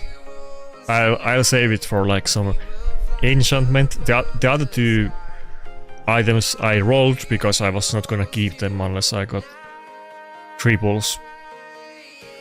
That the impulse, was it close? I need to draw that all the way to 16 to know if it's actually gonna be any use.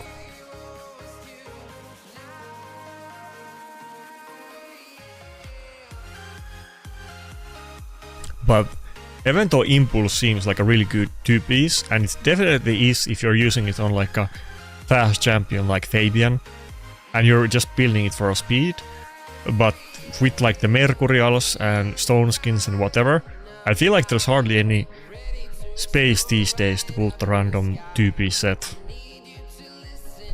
Like, you know, you want to get your Niamhes and Galatirs and so on. You want to get them in 9-piece Mercurial. That's the end goal. Impulse would be really good for support champions to reset cooldowns, but I think Mercurial is just way better, at least right now. And if you build somebody in resistance, you also can't do it. You need to focus too hard on getting like 1-piece resistance set bonuses, and you can't build anything else.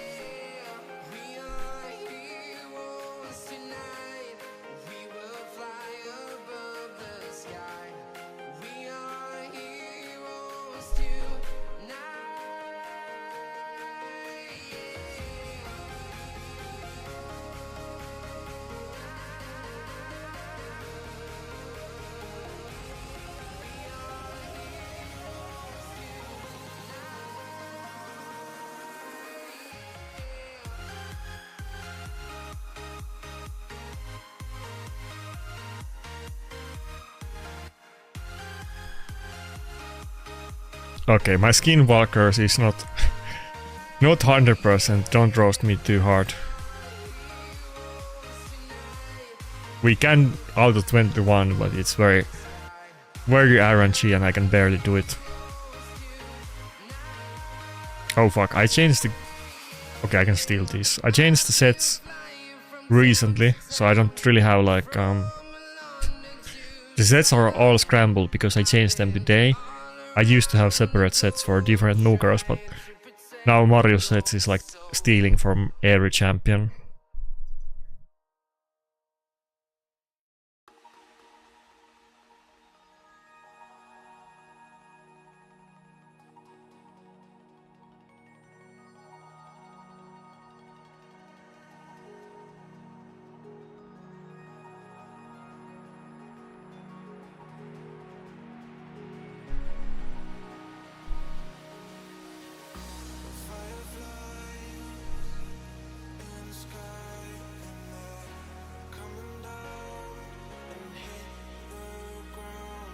By the way, any knowers in the chat, I'm kind of new to Twitch.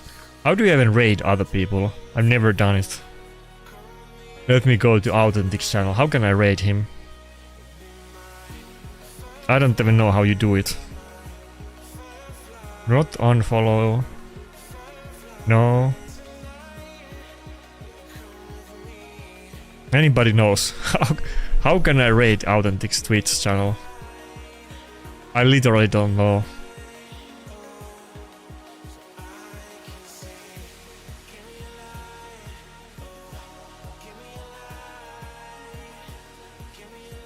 Yeah, well, it's like a PvE build, but yeah, it's like 340 or whatever it is. I think a lot of people actually have like way faster builds in PvP. We were just talking about it in Discord. Somebody, they didn't show a picture, but somebody said they have like 420 speed Marius in Mercurial and Stormcolor. That sounds a little bit too good, but people are kind of just going all in on speed for him rather than damage. Marius got indirectly buffed very hard with the Mercurial item set, and people are not building him in like 4-piece Stone Skin and Lethal and Cat's Case anymore. The meta build is just to go 9-piece Mercurial as fast as possible and Stormcolor, and it's super OP if you can do it. Like all the top accounts already have it, they Chaos Sword everything and they're already all running it, but other people have not catched up to the meta yet, and of course not everybody has Stormcaller Relic, but that's the way to go. Marius is like 70% support and 30% nuker. It's still enough damage to kill tanky teams, because the utility is so good, but people use him as almost as a support rather than nuker. You can still like run him in a team with like 2 nukers, him being one of them, but damage is not priority.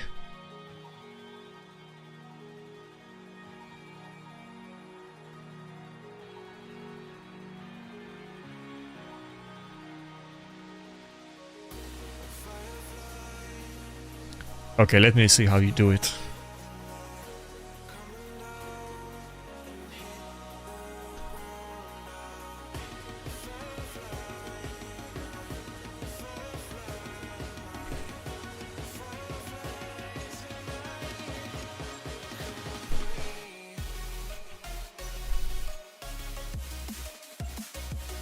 Okay, thank you for the instructions. And thanks for everybody for joining us today. Live Arena is over, so I'm not gonna bore you guys too much with PvE stuff. I feel like I need to do PvE stream one day, because I've never done it.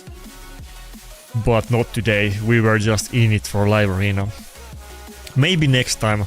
I always say that when there is CVC, I need to do CVC stream, but I never did it. Maybe next time. But yeah, thanks for coming. Oh fuck, the stream didn't, the raid didn't work. I copied his username, but it says that wrong username. How do you do it? I feel like that was the right name too.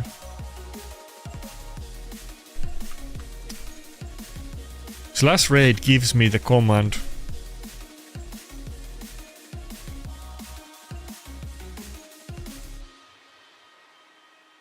Okay, we got it. Yeah, okay. I think I got it, maybe. Did authenticate the stream or not, the raid or no?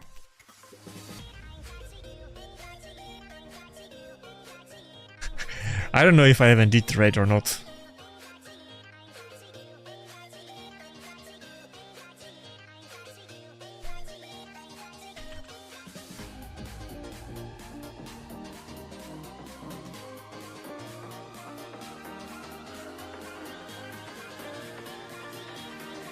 Okay, thanks a lot for coming, see ya.